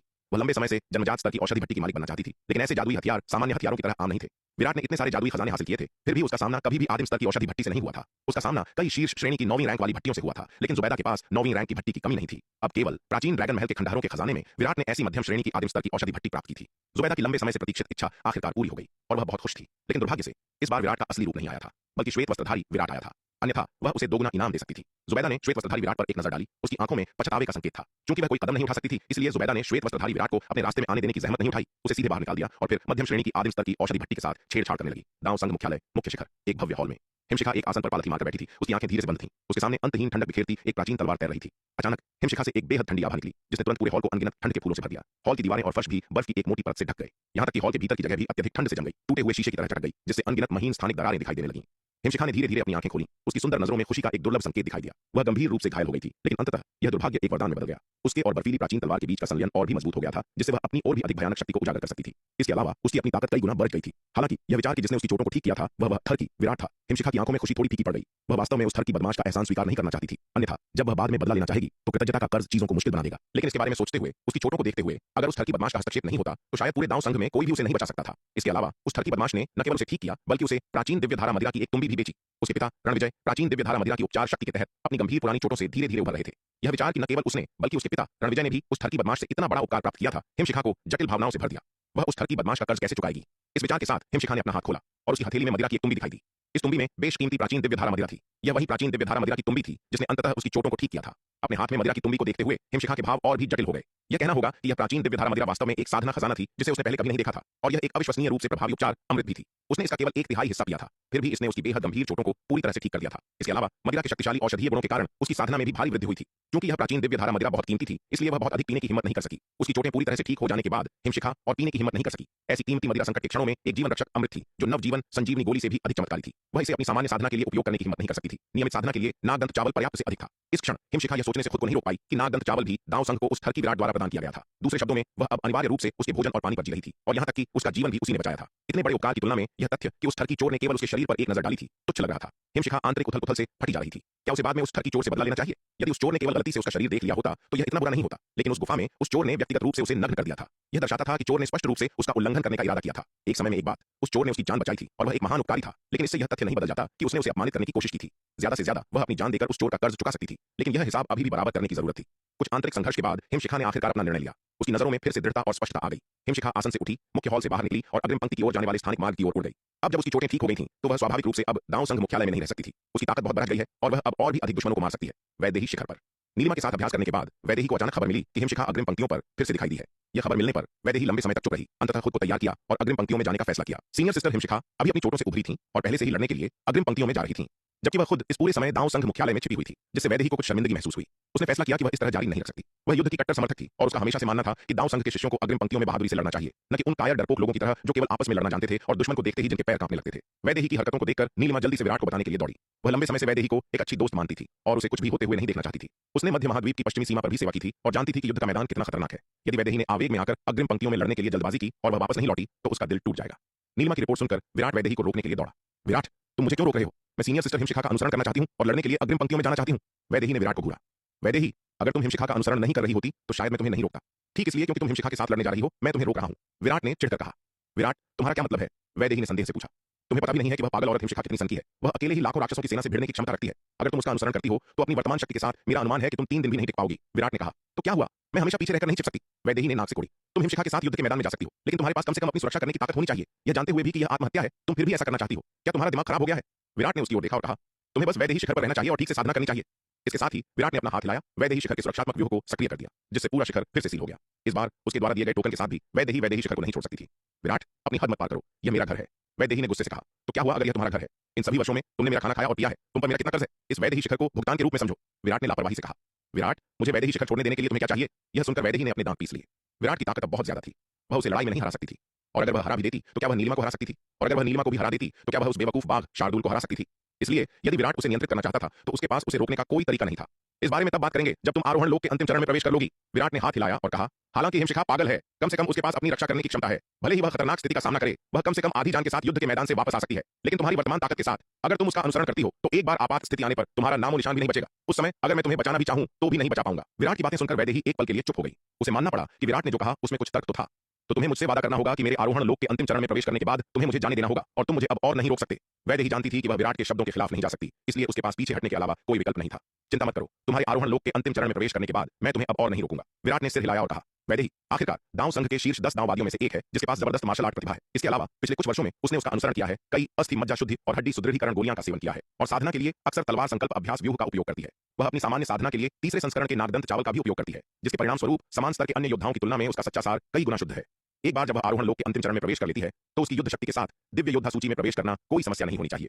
एक बार जब वैदेही के पास एक दिव्य योद्धा सूची विशेषज्ञ की ताकत होगी, साथ ही जीवन रक्षक ग्रुप के इक्के के रूप में उसने उसे जो ताबीज व्यूह दिए थे वह हिमशिखा के साथ लड़ते हुए भी अपनी रक्षा करने में सक्षम होनी चाहिए। उस बिंदु पर उसे अब उसे रोकने की आवश्यकता नहीं होगी। ठीक है, तो सौदा पक्का, वैदेही ने जल्दी से कहा। इसके बाद वैदेही ने वैदेही शिखर पर और भी अधिक लगन से साधना शुरू कर दी। नलिनी, दामिनी और अन्य लोगों ने भी कड़ी मेहनत और लगन से काम किया। यहाँ तक कि आयु भी इस माहौल से प्रभावित होकर अधिक लगन से साधना करने लगी। सुहाना और लीलावती ने भी डील नहीं दी और अपनी कठिन साधना जारी रखी। हालांकि उनके और वैदेही, नलिनी और अन्य लोगों के बीच ताकत का अंतर बहुत बड़ा था, लेकिन विराट के अंतहीन संसाधनों के समर्थन के साथ जब तक वे कड़ी मेहनत करने को तैयार थीं, वे जल्द ही या बाद में पकड़ बनाने में सक्षम होंगी। वे केवल सुंदर चेहरे बनकर नहीं रहना चाहती थीं। वे सभी एक दिन युद्ध के मैदान में विराट के साथ लड़ने के लिए तरस रही थीं, बजाय इसके कि हमेशा उसकी सुरक्षा में छिपी रहें और उसे पीछे खींचें। वैदेही शिखर को सील करने के बाद विराट अपनी साधना में लौट आया। दक्षिणी महाद्वीप, शस्त्र निर्माणशाला, एक चकाचौंध रोशनी चमकी और एक स्वर्ण कवचधारी विशालकाय हजारों फीट लंबा कार्यशाला में दिखाई दिया। यह स्वर्ण कवचधारी विशालकाय एक अतुलनीय शक्तिशाली आभा बिखेर रहा था। यह हो गया, यह हो गया। हमने आखिरकार एक शीर्ष श्रेणी का 8वीं श्रेणी का युद्ध व्यूह कवच बना लिया है जो 1 लाख आदमियों को संभाल सकता है। जयंत ने 10,000 फीट ऊंचे युद्ध व्यूह कवच को देखते हुए उत्साह से कहा। जरा खुद को देखो, यह सिर्फ एक युद्ध व्यूह कवच बनाना है, तुम इतने खुश क्यों हो रहे हो? आचार्य केशव ने जयंत के सिर पर थप्पड़ मारते हुए चिढ़कर कहा। हालांकि भले ही उन्होंने जयंत से ऐसा कहा, लेकिन वास्तव में वे भी उतने ही उत्साहित थे। इस शक्तिशाली 8वीं श्रेणी के शीर्ष गुणवत्ता वाले युद्ध व्यूह कवच को विकसित करने में अपना दिल और जान लगाने के बाद जो 1 लाख सैनिकों का समर्थन करने में सक्षम था, आचार्य केशव यह देखने के लिए उत्सुक थे कि क्या यह वास्तव में एक दिव्य विकास लोक विशेषज्ञ को टक्कर दे सकता है। इसके बाद आचार्य केशव ने नवनिर्मित 1 लाख सैनिकों के स्तर के 8वीं श्रेणी के शीर्ष गुणवत्ता वाले युद्ध व्यूह कवच को रखा और व्यक्तिगत रूप से जनरल रिया के पास गए ताकि उनकी सेना इसकी शक्ति का परीक्षण कर सके। जनरल रिया ने आचार्य केशव के अनुरोध को सुनकर स्वाभाविक रूप से संकोच नहीं किया। उन्होंने तुरंत तलवार संप्रदाय की सेना के सबसे कुलीन सैनिकों को इकट्ठा किया, जिसमें रोहिणी ने व्यक्तिगत रूप से इसकी शक्ति का परीक्षण करने के लिए 1 लाख सैनिकों के स्तर के 8वीं श्रेणी के शीर्ष गुणवत्ता वाले युद्ध व्यूह कवच को नियंत्रित किया। रोहिणी द्वारा 1 लाख सैनिकों के स्तर के 8वीं श्रेणी के शीर्ष गुणवत्ता वाले युद्ध व्यूह कवच के नियंत्रण ने आश्चर्यजनक शक्ति का प्रदर्शन किया, जिसने जनरल रिया और आचार्य केशव को बहुत उत्साहित किया। जनरल रिया, देखिए, क्या इस 1 लाख मजबूत 8वीं श्रेणी के शीर्ष युद्ध व्यूह कवच की तुलना एक सच्चे दिव्य विकास लोक विशेषज्ञ से की जा सकती है? आचार्य केशव ने जनरल रिया की ओर मुड़कर पूछा। आचार्य केशव वर्तमान में केवल प्रारंभिक आरोहण लोक के एक योद्धा थे और वे दिव्य विकास लोक विशेषज्ञ की ताकत के बारे में बहुत स्पष्ट नहीं थे। खैर, मुझे भी नहीं पता। जनरल रिया ने एक पल के लिए विचार किया और कहा, हालांकि हम एक सच्चे दिव्य विकास लोक विशेषज्ञ को बुलाकर इस युद्ध व्यूह कवच के खिलाफ परीक्षण करवा सकते हैं और देख सकते हैं कि क्या यह तुलना कर सकता है। बिना किसी हिचकिचाहट के जनरल रिया ने अपना संचार टोकन निकाला और तलवार संप्रदाय के मिशन हॉल में एक मिशन पोस्ट कर दिया। तलवार संप्रदाय का प्रत्येक सदस्य अब अपने संचार टोकन का उपयोग करके मिशन देख और पोस्ट कर सकता था। जनरल रिया द्वारा मिशन पोस्ट करने के कुछ ही समय बाद एक आकृति तेजी से उनकी ओर उड़ी। जनरल रिया ने आकृति को देखा और जैसा कि उन्हें उम्मीद थी, यह वास्तव में फिर से एल्डर दिगंबर थे। वे बूढ़े एल्डर दिगंबर हमेशा मिशन स्वीकार करने के लिए सबसे उत्सुक रहते थे। वह बूढ़ा आदमी किसी भी ऐसे काम को स्वीकार कर लेता था जिससे उसे पैसा मिल सके, चाहे उसकी प्रकृति कुछ भी हो। इसके अलावा उन्होंने सुना था कि उसने 9 धारा महाद्वीप पर नागदंत चावल के खेतों का एक बड़ा क्षेत्र जोता था, खेती, खनन और यहाँ तक कि एक गुर्गे के रूप में भी काम किया था। उसने यह सब किया था। इस वजह से उनके युद्ध गुण तलवार संप्रदाय, दिव्य पवन महल और कनिष्क संघ में शीर्ष पर थे। सीनियर दिगंबर, जनरल रिया ने मुट्ठी और हथेली की सलामी के साथ एल्डर दिगंबर का विनम्रता से स्वागत किया। जनरल रिया, एल्डर दिगंबर ने जल्दी से सलामी लौटाई। विशाल कछुए द्वारा पीटे जाने के बाद से एल्डर दिगंबर बहुत अधिक विनम्र हो गए थे और अब तलवार संप्रदाय के भीतर अपनी विनम्रता और शील के लिए जाने जाते थे। वह संप्रदाय के भीतर अपने सामने खड़ी महिला के उच्च पद से भी अच्छी तरह वाकिफ थे। सीनियर दिगंबर, अब मैं आपको जनरल रोहिणी द्वारा नियंत्रित युद्ध व्यूह कवच के साथ अभ्यास करने और इसकी शक्ति का परीक्षण करने के लिए कष्ट दूंगी। जनरल रिया ने एल्डर दिगंबर की ओर देखते हुए कहा। कोई बात नहीं, इसे मुझ पर छोड़ दो। एल्डर दिगंबर ने दरवाजे पर जवाब दिया। इसके बाद एल्डर दिगंबर और रोहिणी 1 लाख 8वीं श्रेणी के उच्च श्रेणी के युद्ध व्यूह कवच सैनिकों को नियंत्रित करते हुए अपना अभ्यास शुरू किया। एल्डर दिगंबर केवल अभ्यास में उनका साथ देने के लिए वहां थे, इसलिए वे वास्तव में अपनी पूरी ताकत नहीं लगाएंगे। 100 से अधिक राउंड के बाद एल्डर दिगंबर ने अंततः युद्ध व्यूह कवच सैनिक को हरा दिया। सीनियर दिगंबर, यह कैसा था? क्या आपको लगता है कि इस युद्ध व्यूह कवच सैनिक की शक्ति एक सच्चे दिव्य विकास लोक विशेषज्ञ से तुलना कर सकती है? आचार्य केशव ने जल्दी से पूछा। खैर, मेरी राय में अभी भी काफी अंतर है। एल्डर दिगंबर ने एक पल के लिए विचार किया और कहा, हालांकि यह अभी भी काफी अच्छा है। विस्फोटक शक्ति के मामले में यह दिव्य योद्धा सूची के शीर्ष 10 विशेषज्ञों से कमजोर नहीं होना चाहिए। आह, तो ऐसा है। यह सुनकर आचार्य केशव को कुछ निराशा महसूस हुई। उन्होंने सोचा था कि इस बार उन्होंने जो युद्ध व्यूह कवच सैनिक तैयार किया है वह सीधे दिव्य विकास लोक विशेषज्ञ का मुकाबला कर सकता है। ऐसा लगता है कि अभी भी एक अंतर था। मास्टर केशव, मैंने अभी जो युद्ध शक्ति प्रदर्शित की है वह इस युद्ध व्यूह कवच की वास्तविक शक्ति का प्रतिनिधित्व नहीं करती है। मेरा वर्तमान साधना स्तर अभी भी कम है और मैं इस युद्ध व्यूह कवच की पूरी ताकत को उजागर नहीं कर सकती। यदि इस युद्ध व्यूह कवच की पूरी शक्ति को उजागर किया जाए तो यह बहुत अधिक मजबूत होना चाहिए। इस क्षण रोहिणी बोल उठी। वह केवल आरोहण लोक के प्रारंभिक चरण में थी और उसके लिए इस 8वीं श्रेणी के उच्च गुणवत्ता वाले युद्ध व्यूह कवच को नियंत्रित करना काफी कठिन था, जो 1 लाख लोगों को संभालने में सक्षम था और वह इसकी सच्ची शक्ति को उजागर नहीं कर सकती थी। ओह, क्या ऐसा है? रोहिणी की बातें सुनकर आचार्य केशव की आंखें चमक उठी, लेकिन फिर वे हिचकिचाए और बोले, जनरल रोहिणी पहले से ही तलवार संप्रदाय में युद्ध संरचनाओं और कवच को नियंत्रित करने में सबसे अच्छी योद्धा है। हम इस युद्ध व्यूह कवच की शक्ति का परीक्षण करने के लिए युद्ध संरचनाओं और कवच को नियंत्रित करने में अधिक कुशल व्यक्ति कहां पा सकते हैं? अफसोस, मास्टर केशव वास्तव में भ्रमित हैं। मैं युद्ध संरचनाओं और कवच को नियंत्रित करने में सर्वश्रेष्ठ योद्धा होने से बहुत दूर हूं। विराट है। पूरे तलवार संप्रदाय में युद्ध संरचनाओं और कवच को नियंत्रित करने में विराट की तुलना कौन कर सकता है? क्यों न बस विराट को आने दें और इसे आजमाने दें, रोहिणी ने कहा। रोहिणी की बातें सुनकर आचार्य केशव और अन्य लोग दंग रह गए। वास्तव में पूरे तलवार संप्रदाय के भीतर युद्ध संरचनाओं और बख्तरबंद हथियारों को नियंत्रित करने में सबसे कुशल व्यक्ति रोहिणी नहीं बल्कि विराट था। इस पहलू में कोई भी विराट की तुलना नहीं कर सकता था। यह जात होना चाहिए कि सबसे शुरुआती युद्ध संरचनाएं और बख्तरबंद हथियार विराट द्वारा ही विकसित किए गए थे। यहाँ तक कि आचार्य केशव के युद्ध संरचनाओं और बख्तरबंद हथियारों को बनाने के तरीके और कौशल भी विराट द्वारा सिखाए गए थे। विराट युद्ध संरचनाओं और बख्तरबंद हथियारों के बारे में बेहद जानकार था। वह न केवल इस क्षेत्र में सबसे अच्छा हथियार रिफाइनर था बल्कि उन्हें नियंत्रित करने में सबसे उत्कृष्ट योद्धा भी था। हालांकि चूंकि विराट की मार्शल आर्ट प्रतिभा इतनी असाधारण थी और क्योंकि वह तलवार संप्रदाय का वास्तविक नियंत्रक था, हर कोई अवचेतन रूप से इस क्षेत्र में उसकी क्षमताओं के बारे में भूल गया था। आप सब यहीं रुकें, मैं जाकर विराट को बुलाती हूँ, रोहिणी ने कहा। इसके साथ वह टेलीपोर्टेशन व्यू की ओर लपकी और अंतरआयामी टेलीपोर्टेशन व्यू के माध्यम से दक्षिणी महाद्वीप लौट गई। थोड़ी देर बाद रोहिणी श्वेत वस्त्रधारी विराट को खींच कर ले आई। विराट का असली शरीर अभी भी दांव संघ मुख्यालय में है, केवल उसका निर्मल अवतार दक्षिणी महाद्वीप में मौजूद है। रोहिणी को यह उल्लेख करते हुए सुनकर कि वे एक उच्च श्रेणी 8वीं श्रेणी के युद्ध व्यूह कवच का परीक्षण कर रहे हैं जो 1 लाख सैनिकों को रखने में सक्षम है, श्वेत वस्त्रधारी विराट उत्सुक हो गया। वह देखना चाहता था कि आचार्य केशव की शस्त्र निर्माणशाला से नवनिर्मित युद्ध व्यूह कवच वास्तव में कितना शक्तिशाली है। परीक्षण मैदान पर पहुंचने के बाद श्वेत वस्त्रधारी विराट ने व्यक्तिगत रूप से उच्च श्रेणी 8वीं श्रेणी के युद्ध व्यूह कवच को नियंत्रित किया जो 1 लाख सैनिकों को रखने में सक्षम था और एल्डर दिगंबर से कहा, सीनियर दिगंबर कृपया, यंग मास्टर कृपया पहले आप। एल्डर दिगंबर ने जल्दी से जवाब दिया। यह तलवार संप्रदाय का असली नेता था। वह उसे नाराज करने की हिम्मत कैसे कर सकता था?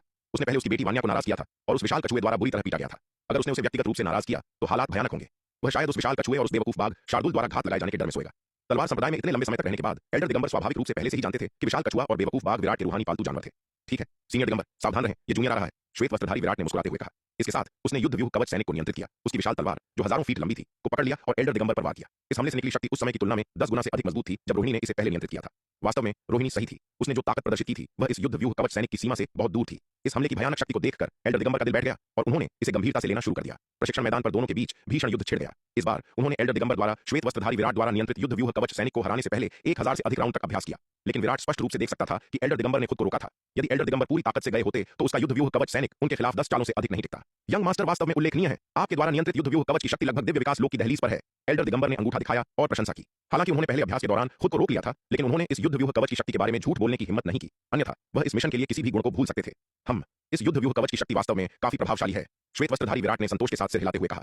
उसका निर्मल अवतार इस युद्ध व्यूह कवच को नियंत्रित करते समय दिव्य विकास लोक की दहलीज की शक्ति को उजागर कर सकता था, लेकिन अगर उसका असली शरीर इसे नियंत्रित करता तो यह केवल दिव्य विकास लोक की दहलीज की शक्ति को उजागर नहीं करता बल्कि एक सच्चे दिव्य विकास लोक विशेषज्ञ की शक्ति को उजागर करता। बेशक युद्ध संरचनाओं और बख्तरबंद सैनिकों को नियंत्रित करने वाले सामान्य जनरलों को शायद ही कभी अपनी पूरी शक्ति को उजागर करने का मौका मिलता है जैसा कि वे अपने शरीर के साथ करते हैं। इसलिए ये 1 लाख मजबूत 8वीं श्रेणी के उच्च गुणवत्ता वाले युद्ध संरचनाएं और बख्तरबंद सैनिक युद्ध के मैदान में ज्यादा से ज्यादा दिव्य विकास लोक की दहलीज के विशेषज्ञों के बराबर है। लेकिन यह शक्ति पहले से ही काफी प्रभावशाली है। वर्तमान में तलवार संप्रदाय के पास महान क्षेत्र ग्रेट प्रोफेंड रियलम में 10 लाख से अधिक सैनिक हैं। इसका मतलब है कि तलवार संप्रदाय अब इस स्तर की 10 युद्ध संरचनाओं और बख्तरबंद सैनिकों को इकट्ठा कर सकता है जो दिव्य विकास लोक की दहलीज पर 10 विशेषज्ञों के बराबर है। इसके अलावा तलवार संप्रदाय के पास अब लघु महान क्षेत्र लेसर प्रोफाउंड रियलम में पूरे 2 करोड़ सैनिक हैं। यदि ये 2 करोड़ लघु महान क्षेत्र सैनिक महान क्षेत्र में प्रवेश करते हैं तो इन 1 लाख मजबूत 8वीं श्रेणी की उच्च गुणवत्ता वाली युद्ध संरचनाओं और बख्तरबंद सैनिकों की सहायता से परिणामी युद्ध शक्ति अकल्पनीय होगी।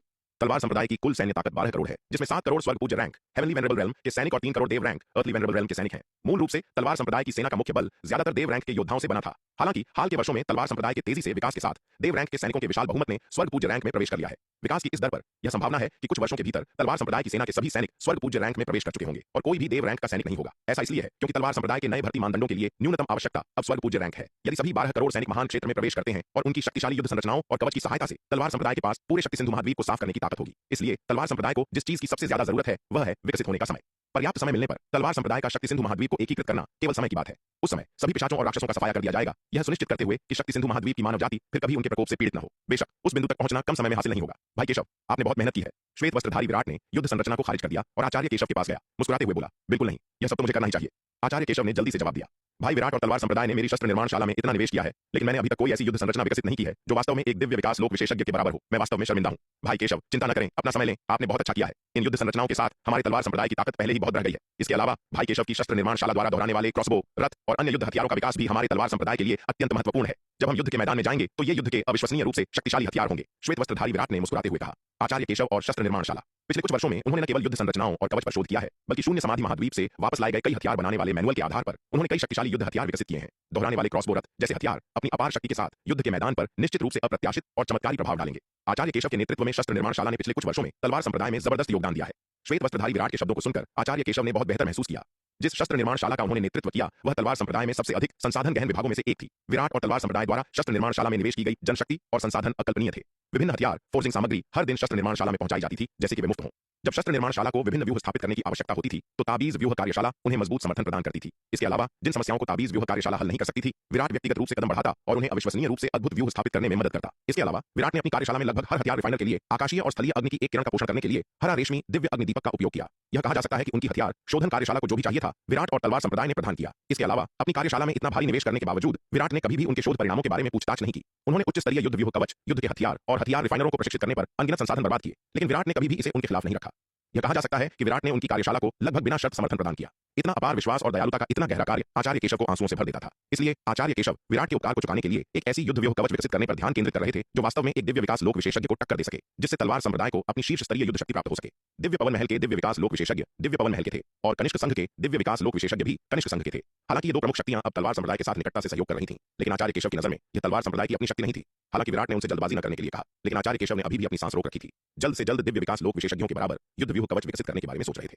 क्योंकि 1 लाख सैनिकों वाली 8वीं श्रेणी की उच्च गुणवत्ता वाली युद्ध व्यूह कवच एक सच्चे दिव्य विकास लोक विशेषज्ञ की तुलना नहीं कर सकती थी, तो वह 8वीं श्रेणी की शीर्ष गुणवत्ता वाली युद्ध व्यूह कवच विकसित करेंगे। यदि 8वीं श्रेणी की शीर्ष गुणवत्ता वाली युद्ध व्यूह कवच भी आवश्यकताओं को पूरा नहीं कर सकती थी, तो वह 9वीं श्रेणी की युद्ध व्यूह कवच के लिए प्रयास करेंगे। जल्द ही या बाद में उनकी हथियार शोधन कार्यशाला दिव्य विकास लोक विशेषज्ञों के बराबर युद्ध व्यूह कवच विकसित करने में सक्षम होगी। हथियार शोधन कार्यशाला में लौटने के बाद आचार्य केशव ने बिल्कुल भी आराम नहीं किया और खुद को युद्ध व्यूह कवच विकसित करने के गहन कार्य में झोंक दिया। प्राचीन महाद्वीप। एक धारा में विराट धारा में पालथी मारकर बैठा था। भारी पानी को अपने शरीर पर बहने दे रहा था। क्योंकि उसका भौतिक शरीर अब बहुत मजबूत था, इसलिए धारा का बल भले ही अपार था, अब उसके शरीर में दरारें पैदा नहीं करता था जैसा कि शुरू में होता था। बेशक इस बार क्योंकि विराट धारा के सबसे अशांत हिस्से में चला गया था, शक्तिशाली प्रभाव के कारण उसके शरीर में अभी भी महीन दरारें दिखाई दे रही थीं। इन दरारों से उसके शरीर में बड़ी मात्रा में पानी रिस रहा था। हालांकि ये दरारें उसके जन्मजात दांव शरीर की शक्तिशाली पुनर्योजी क्षमताओं के कारण जल्दी भरने लगी। इस प्रकार धारा के प्रभाव में विराट का शरीर बार बार चटकता और ठीक होता रहा। टूटने और ठीक होने की इस बार की प्रक्रिया में विराट का शरीर न केवल मजबूत हुआ बल्कि लगातार तपाया भी गया। एक निश्चित क्षण में उसका शरीर अंततः एक गुणात्मक परिवर्तन से गुजरा, एक सीमा तक पहुंचा और एक जबरदस्त परिवर्तन शुरू हुआ। एक गगनभेदी गर्जना के साथ विराट के शरीर से एक अतुलनीय शक्तिशाली आभा निकली। भयानक प्रभाव ने भारी धारा के पानी को हजारों फीट हवा में उछाल दिया। विराट ने धीरे धीरे अपनी आंखें खोली और एक लंबी सांस छोड़ी। वह धारा से बाहर कूदा, उसकी सतह के ऊपर मंडराता रहा। अपने भौतिक शरीर में एक बार फिर हुए अपार परिवर्तन को महसूस करते हुए उसकी आंखों में खुशी का भाव दिखाई दिया। अभी अभी उसका सत्य योद्धा दिव्य शरीर 10वें स्तर तक पहुंच गया था। अपने भौतिक शरीर की वर्तमान ताकत के साथ यह एक अर्धचरण जन्मजात जादुई हथियार के बराबर था। अब भले ही वह स्थिर खड़ा रहे और सामान्य अर्धचरण दिव्य विकास लोक विशेषज्ञों को उस पर हमला करने दे, उन्हें उसे थोड़ा भी नुकसान पहुंचाना मुश्किल होगा। कम से कम एक शीर्ष स्तरीय अर्धचरण दिव्य विकास लोक विशेषज्ञ के पास उसके भौतिक बचाव को तोड़ने और उसे नुकसान पहुंचाने का मौका होगा। और अगर वह एक निम्न श्रेणी के जन्मजात रक्षात्मक चोगे की रक्षात्मक शक्ति को जोड़ता है तो दिव्य विकास लोक के नीचे किसी के लिए भी उसे वास्तव में धमकाना लगभग असंभव होगा। दिव्य योद्धा सूची के कुछ शीर्ष रैंक वाले विशेषज्ञ उसे हराने में सक्षम हो सकते हैं, लेकिन उसे वास्तविक क्षति पहुंचाना मुश्किल होगा। जैसे ही विराट खुशी से झूम रहा था, अचानक एक बड़ी मछली धारा से बाहर कूदी और उसे काट लिया। चटाक! मछली ने विराट को काटा और एक चटकने की आवाज गूंजी। मछली का पूरा शरीर एक पल के लिए जम गया। ऐसा लग रहा था जैसे उसने एक बहुत ही कठोर चट्टान को काट लिया हो। न केवल उसने इस चींटी को थोड़ा भी नुकसान नहीं पहुंचाया, बल्कि उसने अपने अधिकांश नुकीले दांत भी तोड़ दिए। अगले ही पल उसके खून लाल जबड़े से अनगिनत बैंगनी बिजली की बौछारें अचानक जलीं। एक सिजलिंग ध्वनि गूंजी और जल्द ही मांस की सुगंध धारा में फैलने लगी। विराट मछली के मुंह से बाहर निकला, अपना हाथ फैलाया, मछली को पकड़ा और किनारे की ओर उड़ गया। अनंत परम मीनार के दूसरे स्तर पर लौटने के बाद विराट ने विद्युत भक्षक मोती की बैंगनी बिजली से भुनी हुई बड़ी मछली को सभी के साथ साझा किया। विराट, ये कैसा कौशल है? मछली लगभग जल गई है। ये मेरे खाना पकाने के कौशल जितना अच्छा नहीं है। मछली खाते हुए नीलिमा ने शिकायत की। यदि उसने इसे भूनने के लिए अपनी जन्मजात लुआन अग्नि का उपयोग किया होता तो वह मछली को बाहर से पूरी तरह से कुरकुरा और अंदर से कोमल बना सकती थी। अविश्वसनीय रूप से स्वादिष्ट विराट के संस्करण के विपरीत, जो कुछ हिस्सों में जल गई थी और दूसरों में अभी भी कच्ची थी। ये वास्तव में बहुत अच्छा नहीं है। नीलिमा के कौशल की तुलना में ये बहुत घटिया है। नलिनी ने मछली का एक बड़ा टुकड़ा लेने के बाद सिर हिलाया। ईमानदारी से, यदि आपके पास कौशल नहीं है तो ऐसा होने का दिखावा न करें जो आप नहीं है। इतनी अच्छी सामग्री की बर्बादी। वैदेही भी लगातार कमियां निकालते हुए अपना भोजन कर रही थी। मैंने कहा, तुम लोग खुशकिस्मत हो कि तुम्हें खाने को कुछ मिल रहा है, तुम इतने नखरे क्यों कर रहे हो? विराट ने चिढ़कर कहा। विद्युत भक्षक मोती की बैंगनी बिजली से भुनी गई मछली नीलिमा की जन्मजात लुआन अग्नि जितनी अच्छी नहीं थी। बिजली की शक्ति अत्यंत हिंसक थी और दुश्मनों से लड़ने के लिए इसका उपयोग करने पर इसकी शक्ति अपार थी। यह मछली भूनने के लिए नहीं थी। बात बस इतनी थी कि उसने उस बड़ी मछली को मार डाला था जो उसे विद्युत भक्षक मोती से खाना चाहती थी और वह इसे बर्बाद नहीं करना चाहता था। इसलिए वह इसे सभी के खाने के लिए बाहर ले आया। इन महिलाओं को वास्तव में सबक सिखाने की जरूरत है। ऐसा लगता है कि मुझे उन्हें व्यवहार करना सिखाने के लिए उन्हें पीटने का अवसर खोजने की आवश्यकता है। आयु को देखो, वह कितनी आज्ञाकारी है, उनके विपरीत इतनी नखरेबाज। इस पूरी मछली की दावत को खत्म करने के बाद आयु अचानक एक अतुलनीय शक्तिशाली आभा के साथ फट पड़ी। इस प्रकार आरोहण लोक के अंतिम चरण में प्रवेश कर गई। सभी ने अभी खाना खत्म किया ही था और अभी तक गए नहीं थे। जो कमजोर थे जैसे कुंवर चंद्रभान और युवराज युवान, वे सीधे आयु की भयानक आभा से अभिभूत हो गए और पीछे की ओर उड़ गए। वैसे ही नलिनी और दामिनी को भी आयु से निकलने वाली आभा से कई कदम पीछे धकेल दिया गया। सुहाना और लीलावती विराट के समय पर हस्तक्षेप के लिए धन्यवाद मौके पर शर्मिंदा नहीं हुई। ओह मुझे क्षमा करें, मुझे क्षमा करें, मैं अभी खुद को नियंत्रित नहीं कर सकी और गलती से साधना स्तर तोड़ दिया, मुझे क्षमा करें। सभी की अस्त व्यस्त स्थिति को देखकर आयु शर्मिंदगी से लाल हो गई और सभी से माफी मांगी। इस अवधि के दौरान साधना में अपनी कड़ी मेहनत के माध्यम से वह पहले ही आरोहण लोक के मध्य चरण की सीमा तक पहुंच चुकी थी। इस बार इतनी मछली और मांस खाने के बाद भारी ऊर्जा के प्रभाव में वह अंततः इसे दबा नहीं सकी और मौके पर ही साधना स्तर तोड़ दिया। आयु ठीक है, तुमने जानबूझकर ऐसा नहीं किया। विराट ने हाथ बढ़ाया और आयु के सिर को थपथपाया, उसे धीरे से सांत्वना दी। अपने पैर जमाने के बाद वैदेही, नलिनी और दामिनी ने हैरान नजरों से एक दूसरे को देखा। उनके भाव अविश्वसनीय रूप से जटिल थे। तुलना वास्तव में घृणित है। उनकी लगन से की गई साधना अभी भी उस छोटी लड़की आयु के मुकाबले कुछ भी नहीं थी, जो एक लापरवाह जीवन जी रही थी और तेज गति से प्रगति कर रही थी। हालांकि आयु हाल ही में अपनी साधना में काफी कड़ी मेहनत कर रही थी, फिर भी यह उनके प्रयास के स्तर से तुलना नहीं कर सकती थी। फिर भी साधना के परिणामों के मामले में वे आयु से पूरी तरह से मात खा रही थीं। इसने वैदेही, नलिनी और दामिनी को भारी झटका दिया। वे महिलाएं जिन्होंने पहले अपनी असाधारण मार्शल आर्ट प्रतिभा पर गर्व किया था, जिससे उन्हें एक पल के लिए निराशा हुई। हालांकि यह निराशा अल्पकालिक थी। उन्होंने जल्दी ही खुद को संयमित किया और भी दृढ़ हो गईं। वे आयु को पकड़ने में सक्षम नहीं हो सकती हैं, लेकिन कम से कम वे गति बनाए रख सकती हैं और बहुत पीछे रहने से बच सकती हैं। अगर उन्होंने कड़ी मेहनत नहीं की तो शायद बहुत जल्द उस छोटी लड़की आयु द्वारा उन्हें बहुत पीछे छोड़ दिया जाएगा। वैदेही, नलिनी और दामिनी ने खुद को शांत करने के बाद आयु को सांत्वना दी, उसे चिंता न करने के लिए कहा। आयु नेक दिल और बहुत प्यारी थी और वे नहीं चाहती थी कि यह मासूम लड़की इस बारे में दोषी महसूस करे। हालांकि आयु की मार्शल आर्ट प्रतिभा उनसे बहुत आगे थी, जिससे अक्सर उन्हें अपने अस्तित्व पर सवाल उठाना पड़ता था, लेकिन वे उसकी प्रशंसा करती थीं, उसे ईर्ष्या नहीं। आखिरकार आयु इतनी दयालु लड़की थी कि उसे नफरत करना असंभव था। जल्द ही सब तितर-बितर हो गए। वैदेही, नलिनी और दामिनी ने जाने के बाद और भी अधिक लगन से साधना शुरू कर दी। कुंवर चंद्रभान और युवराज युवान भी अपनी शर्मिंदगी से प्रेरित थे। इस बार वे अकेले आयु की सफलता की आभा से उड़ गए थे। वास्तव में एक अपमानजनक अनुभव। वैदेही शिखर पर विराट के अलावा ये दो पुरुष सबसे कमजोर थे, जिससे उन्हें बहुत शर्म महसूस हुई। हालांकि वे इस स्थिति के सामने असहाय थे। वैदेही शिखर अजीबोगरीब लोगों से भरा था। शार्दूल, नीलिमा, विशाल कछुआ और आयु जैसे दिग्गजों का तो जिक्र ही नहीं। यहाँ तक कि वैदेही, नलिनी और दामिनी के पास भी असाधारण मार्शल आर्ट प्रतिभा थी। वैदेही शिखर पर उनका प्रतीत होने वाला साधारण प्रदर्शन केवल आयु जैसी प्रतिभा की तुलना में था। सामान्य दांव संघ के शिष्यों की तुलना में उनकी मार्शल आर्ट प्रतिभा अधिकांश दांववादियों को आसानी से हराने के लिए पर्याप्त थी।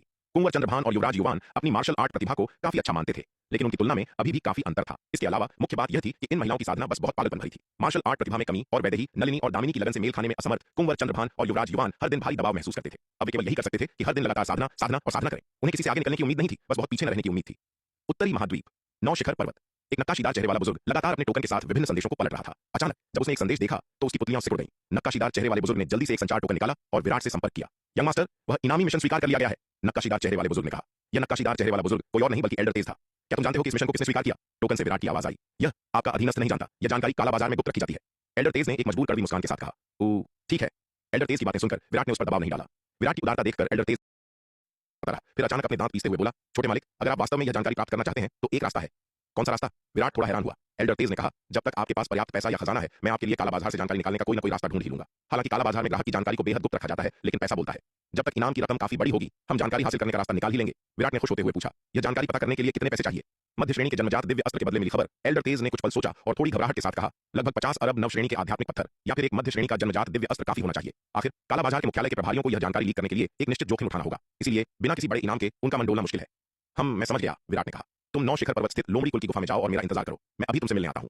जी, जैसा आपका आदेश, एल्डर तेज ने जल्दी से जवाब दिया। उसे उम्मीद नहीं थी कि विराट इतनी आसानी से मान जाएंगे। उसे लगा था कि इतनी बड़ी रकम की मांग सुनकर विराट गुस्से से आग बबूला हो जाएंगे। आखिर 50 अरब नव श्रेणी के आध्यात्मिक पत्थर और एक मध्य श्रेणी का जन्मजात दिव्य अस्त्र कोई छोटी रकम नहीं थी। यहाँ तक कि दिव्य विकास लोक के शुरुआती चरण के एक शक्तिशाली विशेषज्ञ के लिए भी उसकी पूरी संपत्ति इतनी बड़ी रकम जुटाने के लिए कम पड़ सकती थी। विराट के सामने यह प्रस्ताव रखना उसके लिए एक बड़ा जोखिम था। अगर विराट को उस पर शक होता कि वह गलत इरादे रख रहा है और गुस्से में आकर उसकी जान ले लेते, तो वह किसी को दोष भी नहीं दे पाता।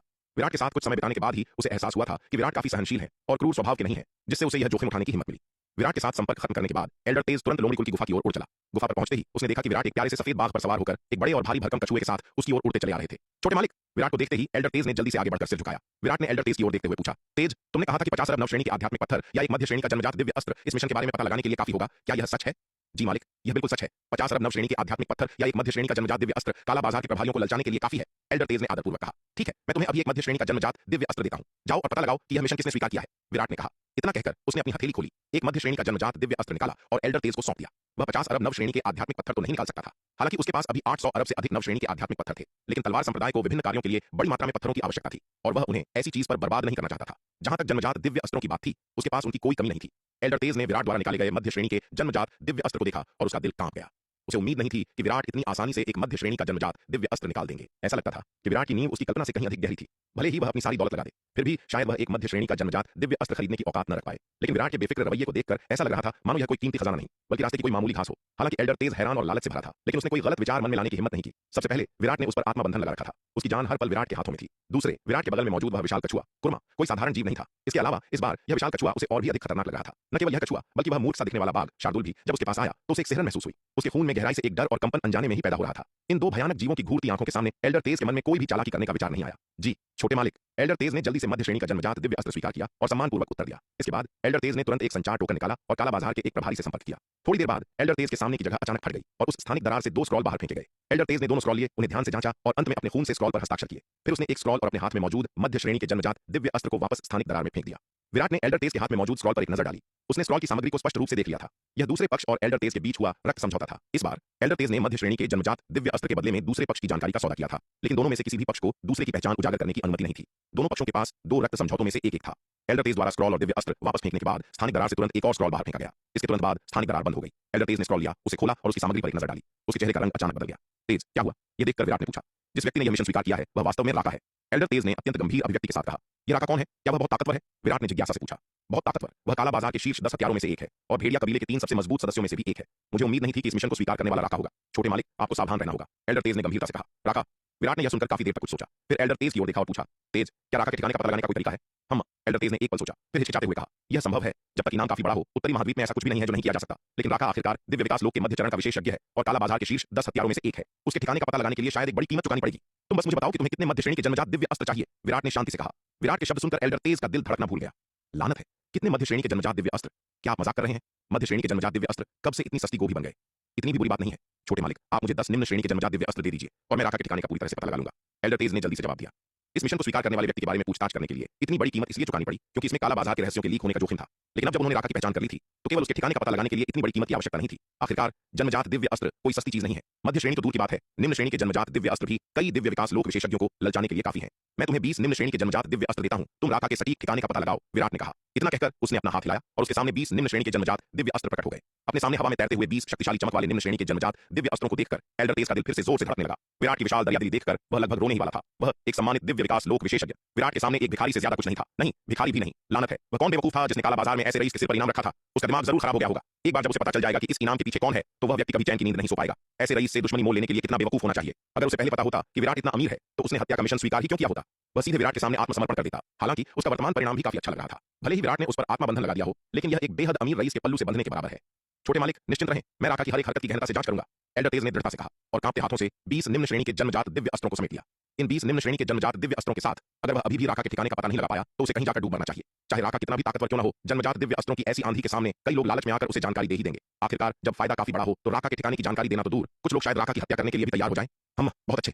यह सुनकर विराट ने संतोष से सिर हिलाया। इसके बाद विराट ने अपनी आंखों से देखा कि कैसे एल्डर तेज ने काला बाजार के दिव्य विकास लोक विशेषज्ञों को लुभाने के लिए जन्मजात दिव्य अस्त्रों की झड़ी लगा दी। इसके अलावा जिन लोगों से एल्डर तेज ने संपर्क किया वे केवल काला बाजार से नहीं थे, कुछ बाहर के भी थे। एल्डर तेज के शक्तिशाली जादुई खजाने के हमले के तहत वे जल्दी ही झुक गए और उसके प्रलोभनों को स्वीकार कर लिया। राका के ठिकाने पर जानकारी प्रदान करने का वादा किया। यह देखकर विराट को अचानक एहसास हुआ कि एल्डर तेज में एक खुफिया एजेंट बनने की काफी क्षमता है। चाहे संपर्कों की बात हो या खुफिया जानकारी इकट्ठा करने के तरीकों की, यह आदमी बहुत कुशल था। अगर सही तरीके से इस्तेमाल किया जाए तो एल्डर तेज उसे उत्तरी महाद्वीप में एक विशाल खुफिया नेटवर्क स्थापित करने में मदद कर सकता है। यह सोचते हुए विराट ने एल्डर तेज की ओर देखा और पूछा, तेज, मैं तुम्हें खजाने और संसाधनों की एक बड़ी मात्रा प्रदान करूंगा, क्या तुम मेरे लिए पूरे उत्तरी महाद्वीप को कवर करने वाला एक खुफिया नेटवर्क बना सकते हो? यह बड़ी मात्रा वास्तव में कितनी है छोटे मालिक? एल्डर तेज पहले तो चौंक गया, फिर उसने सावधानी से पूछा, 100 निम्न श्रेणी के जन्मजात दिव्य अस्त्र और 2000 नव श्रेणी के जादुई खजाने, क्या तुम्हें लगता है कि यह काफी है? विराट ने कुछ पल विचार करने के बाद कहा, क्या 100 निम्न श्रेणी के जन्मजात दिव्य अस्त्र और 2000 नव श्रेणी के जादुई खजाने?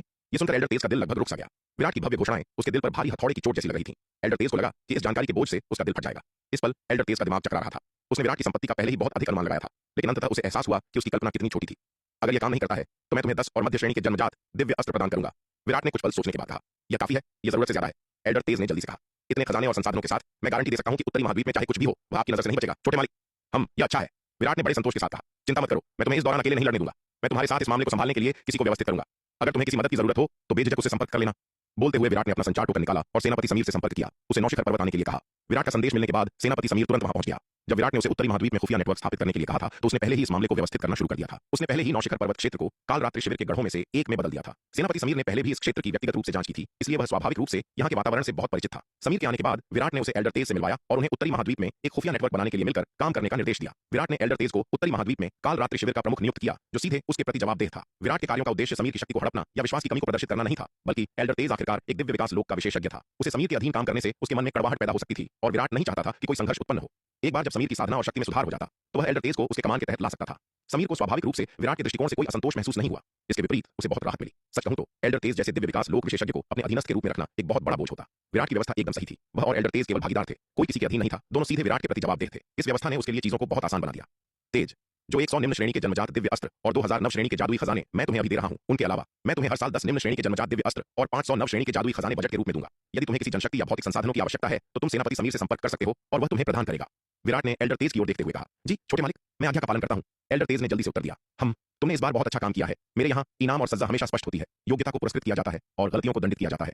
विराट ने कहा, चूंकि तुमने इस बार एक महत्वपूर्ण योगदान दिया है और कालरात्रि शिविर की उत्तरी महाद्वीप शाखा के प्रमुख के रूप में तुम्हारी नई नियुक्ति को देखते हुए मैं तुम्हें इनाम के रूप में एक मध्य श्रेणी का जन्मजात दिव्य अस्त्र प्रदान करूंगा। इतना कहकर विराट ने अपना हाथ हिलाया और एक दर्जन मध्य श्रेणी के जन्मजात दिव्य अस्त्र तुरंत उसके सामने प्रकट हो गए। इन मध्य श्रेणी के जन्मजात दिव्य अस्त्रों में से एक अपने लिए चुन लो। विराट ने उसकी ओर देखते हुए कहा, धन्यवाद छोटे मालिक। विराट के शब्द सुनकर एल्डर तेज खुशी से झूम उठा। उसने मध्य श्रेणी के जन्मजात दिव्य अस्त्रों में से एक को चुना। अपने हाथ में मध्य श्रेणी के जन्मजात दिव्य अस्त्र को देखकर एल्डर तेज अविश्वसनीय रूप से उत्साहित था। आखिरकार उसके पास अपना खुद का मध्य श्रेणी का जन्मजात दिव्य अस्त्र था। इस दिव्य अस्त्र के साथ उसकी ताकत कम से कम कई गुना बढ़ जाएगी। अगर वह अपनी मौजूदा दर पर पैसा कमाता तो उसे मध्य श्रेणी का जन्मजात दिव्य अस्त्र खरीदने के लिए पर्याप्त कमाई करने में कम से कम लाखों साल लग जाते। लेकिन विराट का अनुसरण करके और केवल एक बार उनकी सेवा करके उसने वह मध्य श्रेणी का दिव्य अस्त्र प्राप्त कर लिया जिसका उसने हमेशा सपना देखा था। वास्तव में एक अमीर व्यक्ति के पल्लू से बंधे रहने के कई फायदे हैं। एल्डर तेज कुछ हद तक आभारी भी था कि विराट ने उसे अपने साथ ले लिया, अन्यथा वह इतने बड़े लाभ प्राप्त नहीं कर पाता। छोटे मालिक, आप मुझ पर बहुत दयालु हैं। अब से मैं बिना किसी हिचकिचाहट के मरते दम तक आपकी सेवा करूंगा। लाभ प्राप्त करने के बाद एल्डर तेज ने जल्दी से अपनी वफादारी की कसम खाई। अगर पहले वह केवल उस पर लगाए गए आत्मबंधन के कारण विराट की सेवा करने के लिए मजबूर था तो अब वह पूरी तरह से इच्छुक और अपनी सेवा में ईमानदार था। जब तक तुम अपना काम अच्छी तरह से करोगे तुम्हें बड़े इनाम मिलेंगे। विराट ने सहमति में सिर हिलाया। विराट ने तब एल्डर तेज और सेनापति समीर को कुछ निर्देश दिए। उन्हें उत्तरी महाद्वीप में खुफिया नेटवर्क बनाने में अच्छी तरह से सहयोग करने के लिए कहा। उसके बाद ही वह शार्दुल और कुर्मा के साथ नौ शिखर पर्वत से निकला और दाव संघ मुख्यालय लौट गया। सेनापति समीर एल्डर तेज के साथ आगामी मामलों के विवरण पर चर्चा करने के लिए वहीं रुक गया। हालांकि समीर की साधना कम थी, केवल आरोहण लोक के शुरुआती चरणों में एक योद्धा, लेकिन एल्डर तेज ने उसे कम आंकने की हिम्मत नहीं की। आखिर उसने समीर में विराट का पूरा भरोसा देखा था। इसके अलावा समीर ने विराट को वरिष्ठ भाई, सीनियर ब्रदर कहकर संबोधित किया, जो स्पष्ट रूप से दर्शाता था कि वे गुरु भाई थे। विराट एकमात्र मध्य चरण महान क्षेत्र का योद्धा, इतनी महान कौशल और अपार धन का स्वामी था। समीर विराट के गुरु भाई के रूप में भले ही विराट जितना शक्तिशाली न हो, लेकिन संभवतः काफी सक्षम था। वह उसे कम आंकने की हिम्मत कैसे कर सकता था? विराट के हाथों भारी नुकसान उठाने के बाद एल्डर तेज अब किसी योद्धा को केवल उसके लोक से आंकने की हिम्मत नहीं करता था। इसके अलावा विराट ने उसे बार बार समीर के साथ अच्छी तरह से सहयोग करने का निर्देश दिया था और वह विराट के आदेशों की अवहेलना करने की हिम्मत नहीं करता था। समीर के साथ चर्चा करने के बाद एल्डर तेज ने उत्तरी महाद्वीप में अपने संपर्कों को कालरात्रि शिविर की प्रणाली में एकीकृत करना शुरू कर दिया। हालांकि एल्डर तेज की ताकत दिव्य विकास लोक के विशेषज्ञों के बीच विशेष रूप से उत्कृष्ट नहीं थी, लेकिन पैसा बोलता है। कई जादुई खजानों की उसकी लगातार बमबारी के तहत कई शक्तिशाली हस्तियां उसके वित्तीय हमले का विरोध नहीं कर सकीं और उसके लिए जानकारी के स्रोत बन गईं। उत्तरी महाद्वीप की दानव जाति मध्य महाद्वीप की मानव जाति की तुलना में जंगल के कानून का और भी अधिक पालन करती है। वे लाभ को प्राथमिकता देते हैं और लाभ के लिए कुछ भी करेंगे। यह उत्तरी महाद्वीप का वही बर्बर माहौल है जो इसे काला बाजार के लिए एक आदर्श प्रजनन स्थल बनाता है और यही कारण है कि इसका मुख्यालय वहां स्थित है। एल्डर तेज के पास प्रचुर संसाधन होने के कारण उत्तरी महाद्वीप के लिए उसका खुफिया नेटवर्क तेजी से स्थापित हो गया। इसके अलावा समीर और कालरात्रि शिविर के पूर्ण सहयोग के साथ वह कालरात्रि शिविर के व्यापक संसाधनों का उपयोग कर सकता था। केवल कुछ महीनों में उत्तरी महाद्वीप का खुफिया नेटवर्क पहले ही आकार ले चुका था। उत्तरी महाद्वीप खुफिया नेटवर्क के निर्माण के दौरान एल्डर तेज ने राका की गतिविधियों पर भी कड़ी नजर रखी। उत्तरी महाद्वीप के कई दिव्य विकास लोक विशेषज्ञ उससे रिश्वत प्राप्त करने के बाद उसे नियमित रूप से राका के ठिकाने की सूचना देते थे। इसलिए एल्डर तेज राका की गतिविधियों से लगभग पूरी तरह अवगत था। उसने पाया कि जब से राका ने उस मिशन को स्वीकार किया था वह वास्तव में सीधे नौ शिखर पर्वत की ओर उड़ रहा था। राका की गति से उसे 1 या 2 महीने में नौ शिखर पर्वत पर पहुंचना चाहिए। राका की गतिविधियों के आधार पर और विराट की हत्या के लिए मिले इनाम को याद करते हुए, जिसमें विराट का स्थान भी नौ शिखर पर्वत क्षेत्र में बताया गया था, एल्डर तेज ने स्थिति का विश्लेषण किया और संदेह किया कि राका संभवतः नौ शिखर पर्वत के लोमड़ी कुल को निशाना बना रहा था। उसने समीर और कालरात्रि शिविर के अन्य उच्च रैंकिंग सदस्यों के साथ इस पर चर्चा की। विभिन्न स्रोतों से मिली खुफिया जानकारी को मिलाकर उन्होंने निष्कर्ष निकाला कि राका का लक्ष्य संभवतः नौ शिखर पर्वत का लोमड़ी कुल था। उसका इरादा शायद लोमड़ी कुल पर हमला करना था और फिर इस अवसर का उपयोग करके विराट को वहां बुलाना और उस पर हमला करना था। स्पष्ट रूप से जिस व्यक्ति ने मिशन जारी किया था वह लोमड़ी कुल के साथ विराट के संबंधों से अच्छी तरह वाकिफ था और उसके व्यक्तित्व को समझता था। यही कारण है कि उन्होंने राका को यह खुफिया जानकारी और योजना प्रदान की। निष्कर्ष पर पहुंचने के बाद एल्डर तेज और समीर ने तुरंत अपनी खोज की सूचना विराट को दी। खबर मिलने के बाद विराट उनके साथ मामले पर एक बार फिर चर्चा करने के लिए नौ शिखर पर्वत की ओर भागा।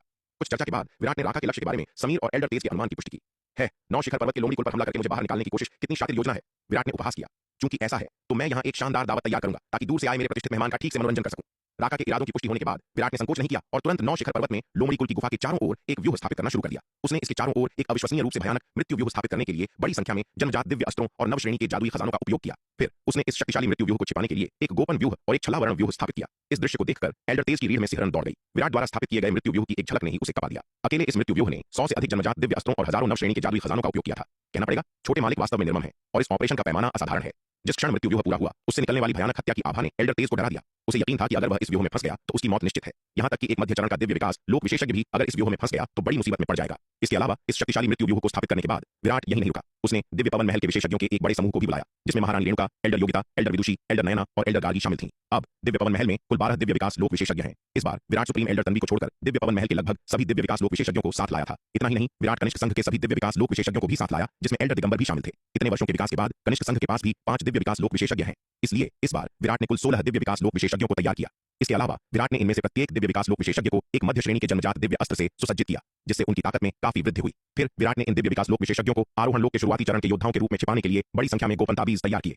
फिर उसने उन्हें लोमड़ी राक्षसों में बदलने के लिए छलावरण ताबीज का उपयोग किया। यह देखकर एल्डर तेज भयभीत हो गया। विराट स्पष्ट रूप से राका को मारने की कोशिश कर रहा था। वह पहले ही उस दृश्य की कल्पना कर सकता था जब राका नौशिखर पर्वत पर पहुंचेगा और अचानक 16 दिव्य विकास लोक विशेषज्ञों से घिर जाएगा। ये तैयारियां करने के बाद भी विराट पूरी तरह निश्चिंत नहीं था। उसने तलवार संप्रदाय के सबसे कुलीन सैनिकों को भी लामबंद किया, जो लड़ाई में शामिल होने के लिए नौशिखर पर्वत की ओर दौड़ने के लिए तैयार थे। इतना ही नहीं, विराट ने जनरल संग्राम सिंह और यांत्रिक सेना के सैनिकों को उच्च श्रेणी के जन्मजात हथियार तैयार करने का आदेश दिया। यदि पिछले तरीके राका को मारने में विफल रहे तो वे उस पर एक और शॉट फायर करने के लिए इस उच्च श्रेणी के जन्मजात हथियार का उपयोग करेंगे। वह यह मानने से इनकार करता था कि इतने सारे तरीकों के तैयार होने के बाद वह राका को हरा नहीं सकता। अगर राका की ताकत वास्तव में इतनी महान थी तो उसके पास कहने के लिए और कुछ नहीं था। इसके अलावा भले ही ये सभी तरीके विफल हो जाएं, विराट के पास अपने पिता सूर्यवीर को बाहर लाने के अलावा कोई विकल्प नहीं होगा। हालांकि जब तक अत्यंत आवश्यक न हो, विराट अपने पिता की साधना में खलल नहीं डालना चाहता था। सभी तरीकों को तैयार करने के बाद अगला कदम राका के आने का धैर्यपूर्वक इंतजार करना था। इस दौरान विराट खाली नहीं बैठा रहा। इसके बजाय उसने अनंत परम मीनार के दूसरे स्तर में अपनी एकांत साधना जारी रखी। अनंत परम मीनार का दूसरा स्तर। शार्दुल ने दूर साधना कर रहे विराट को देखा, काफी देर तक सोचा और अंत में एक दिव्य विकास लोक पिशाच की आधी लाश निकाली और उसे पूरा निकल गया। आगे उसका बॉस एक मध्य चरण के दिव्य विकास लोक भेड़िया दानव का शिकार करने जा रहा था। वह इस तरह के रोमांचक कार्यक्रम को कैसे याद कर सकता था, लेकिन अगर उसकी ताकत पर्याप्त नहीं थी तो वह इस लड़ाई में ज्यादा काम नहीं आ पाएगा। अब उसकी साधना आरोहण लोक के अंतिम चरण की सीमा तक पहुंच गई है और आग में घी डालने का समय आ गया है। आधे दिव्य विकास लोक पिशाच की लाश को निकलने के बाद शार्दुल की आभा तेजी से बढ़ने लगी। एक दिन बाद एक कान फोड़ देने वाली दहाड़ के साथ शार्दुल से एक अतुलनीय शक्तिशाली आभा निकली। उसी समय शार्दुल ने प्राचीन काल की एक भयानक आभा भी बिखेरी, मानो उसके शरीर के भीतर कोई प्राचीन विशालकाय जानवर धीरे धीरे जाग रहा हो। शार्दुल की सफलता के भारी हंगामे ने तुरंत विराट को चौंका दिया, जो दूर साधना कर रहा था। शार्दुल, तुमने फिर से अपना स्तर कैसे तोड़ दिया? विराट शार्दुल के पास गया और कुछ लाचारी से बोला। शार्दुल को आरोहण लोक के अंतिम चरण में पहुंचे हुए केवल 2 साल हुए थे। इतने कम समय में उसने एक और क्षेत्र को तोड़ दिया था और वह कुछ हद तक चिंतित था कि इतनी तेजी से सफलता एक अस्थिर नींव का छिपा हुआ खतरा ला सकती है। इसके अलावा वह शार्दुल की स्थिति के बारे में बहुत स्पष्ट था। हालांकि शार्दुल आरोहण लोक के अंतिम चरण की सीमा तक पहुंच गया है, लेकिन अपनी सामान्य साधना गति पर आरोहण लोक के शिखर तक पहुंचने में उसे कम से कम एक और साल लगेगा। केवल इसी तरह शार्दुल आरोहण लोक के अंतिम चरण में अपनी नींव को मजबूत कर सकता है। इस बार शार्दुल की सफलता की उत्सुकता हालांकि अल्पावधि में इसकी ताकत को बहुत बढ़ा रही है, स्पष्ट रूप से इसके दीर्घकालिक विकास के लिए अच्छी बात नहीं है। हालांकि विराट समझता है कि शार्दुल की सफलता की उत्सुकता आगामी लड़ाई के लिए है, ताकि वह एक बड़ी भूमिका निभा सके और उसकी मदद कर सके। बॉस, कोई बात नहीं, ज्यादा से ज्यादा मैं आरोहण लोक के शिखर पर अपने कौशल को थोड़ा और निखार लूंगा, इसका बहुत अधिक प्रभाव नहीं पड़ेगा। यह सुनकर शार्दुल ने जल्दी से कहा। वह यह भी जानता है कि उसका बॉस किस बात को लेकर चिंतित है, लेकिन अपने बॉस की मदद करने के लिए इतना छोटा सा प्रभाव उसके लिए कुछ भी नहीं है। चूंकि तुम पहले ही स्तर पार कर चुके हो, मैं और कुछ नहीं कहूंगा, लेकिन तुम्हें अपने क्षेत्र को स्थिर करने और अपनी नींव को जल्द से जल्द मजबूत करने पर ध्यान देने की आवश्यकता है, विराट ने कहा। मुझे पता है बॉस, शार्दुल ने जल्दी से सिर हिलाया। कुर्मा, यहाँ आओ। विराट ने एक पल सोचा और बड़े कछुए कुर्मा को पुकारा, जो दूर नागदंत चावल के खेतों की देखभाल में व्यस्त था। बॉस, क्या बात है? कुर्मा ने पुकार सुनी और जल्दी से दौड़कर पूछने आया। अभी किसी और चीज की चिंता मत करो, शार्दुल के साथ अभ्यास करने में समय बिताओ ताकि उसे अपने क्षेत्र को स्थिर करने और जल्द से जल्द आरोहण लोक के शिखर की शक्ति से परिचित होने में मदद मिल सके, विराट ने कहा। अपने क्षेत्र को स्थिर करने का सबसे अच्छा तरीका युद्ध है। केवल लगातार लड़ाइयों के माध्यम से ही कोई अपने शरीर के भीतर शक्ति की अचानक वृद्धि से जल्दी परिचित हो सकता है। अगली लड़ाई राका जैसे शीर्ष स्तर के विशेषज्ञ के खिलाफ होगी, जो दिव्य विकास लोक के मध्य चरण में है। यदि शार्दुल अपनी शक्ति को नियंत्रित करने में कुशल नहीं है तो यह एक बड़ा जोखिम पैदा कर सकता है। वह नहीं चाहता था कि शार्दुल को कुछ भी हो। जी बॉस, कुर्मा ने जल्दी से सहमति व्यक्त की। इसके बाद विशाल कछुआ और शार्दुल अनंत परम मीनार के दूसरे स्तर पर स्थित टेलीपोर्टेशन व्यूह के माध्यम से प्राचीन महाद्वीप में दाखिल हुए। उनके लिए प्राचीन महाद्वीप पर लड़ना सबसे उपयुक्त तरीका था। प्राचीन महाद्वीप पर स्वर्ग और पृथ्वी का दबाव बहुत अधिक था और स्थान अविश्वसनीय रूप से स्थिर था। वहां लड़ने से उन्हें अपनी ताकत को सबसे तेज और सबसे प्रभावी ढंग से सुधारने में मदद मिलेगी। विराट ने उनके जाने के आंकड़ों को देखा, एक पल के लिए सोचा और फिर एक फ्लैश में उनका पीछा करते हुए प्राचीन महाद्वीप में चला गया। वह भी यह देखने के लिए उत्सुक था कि आरोहण लोक के शिखर को तोड़ने के बाद शार्दुल की ताकत कितनी बढ़ गई थी। अपनी रक्तरेखा शक्ति के एक हिस्से को जगाने के बाद शार्दुल की युद्ध शक्ति में एक महत्वपूर्ण बदलाव आया था। प्राचीन महाद्वीप पर एक विशाल कछुआ और एक सफेद विशाल बाघ भयंकर युद्ध में लगे हुए थे। युद्ध की भयानक लहरें सभी दिशाओं में बाहर की ओर फैल रही थीं। शक्ति सिंधु महाद्वीप पर इस तरह की भयानक लड़ाई निश्चित रूप से आकाश और पृथ्वी को ढाने और अंतरिक्ष को चकनाचूर करने का कारण बनती, लेकिन प्राचीन महाद्वीप पर स्वर्ग और पृथ्वी का दबाव बहुत बड़ा था और स्थान अविश्वसनीय रूप से स्थिर था। इन दो विशाल जानवरों के इतनी भयंकर लड़ाई के बावजूद स्थान पूरी तरह से स्थिर रहा, टूटने का कोई संकेत नहीं दिखा। लड़ाई को देखते हुए विराट हैरान हुए बिना नहीं रह सका। उसे उम्मीद नहीं थी कि आरोहण लोक के शिखर को तोड़ने के बाद शार्दुल की ताकत इतने जबरदस्त स्तर तक बढ़ जाएगी। अब शार्दुल की युद्ध शक्ति दिव्य विकास लोक के शुरुआती चरणों के योद्धा से कम नहीं थी। वास्तव में एक नया दिव्य विकास लोक योद्धा भी अब शार्दुल को हराने में सक्षम नहीं हो सकता था और विशाल कछुआ कुर्मा साधना की इस अवधि के बाद ताकत में भी महत्वपूर्ण प्रगति कर चुका था। कृष्णधुंध वन में दिव्य विकास लोक पिशाच के साथ अपनी लड़ाई की तुलना में कुर्मा की ताकत दोगुनी से अधिक हो गई थी। हालांकि अभी भी एल्डर नक्श जितना शक्तिशाली नहीं था, लेकिन अब वह 3 प्राचीन कुलों में से एक ठाकुर परिवार के संरक्षक ठाकुर विक्रमादित्य जैसे मध्य चरण दिव्य विकास लोक योद्धा के बराबर था। उन्हें कुछ देर तक देखने के बाद विराट ने उन्हें अनदेखा कर दिया और प्राचीन महाद्वीप छोड़ दिया। अपनी साधना जारी रखने के लिए अनंत परम मीनार के दूसरे स्तर पर लौट आया। पलक झपकते ही एक और महीना बीत गया। इस दिन विराट को एल्डर तेज का संदेश मिला, जिसमें कहा गया था कि राका नौशिखर पर्वत तक पहुंच गया है। हे आखिरकार यहाँ आ गया।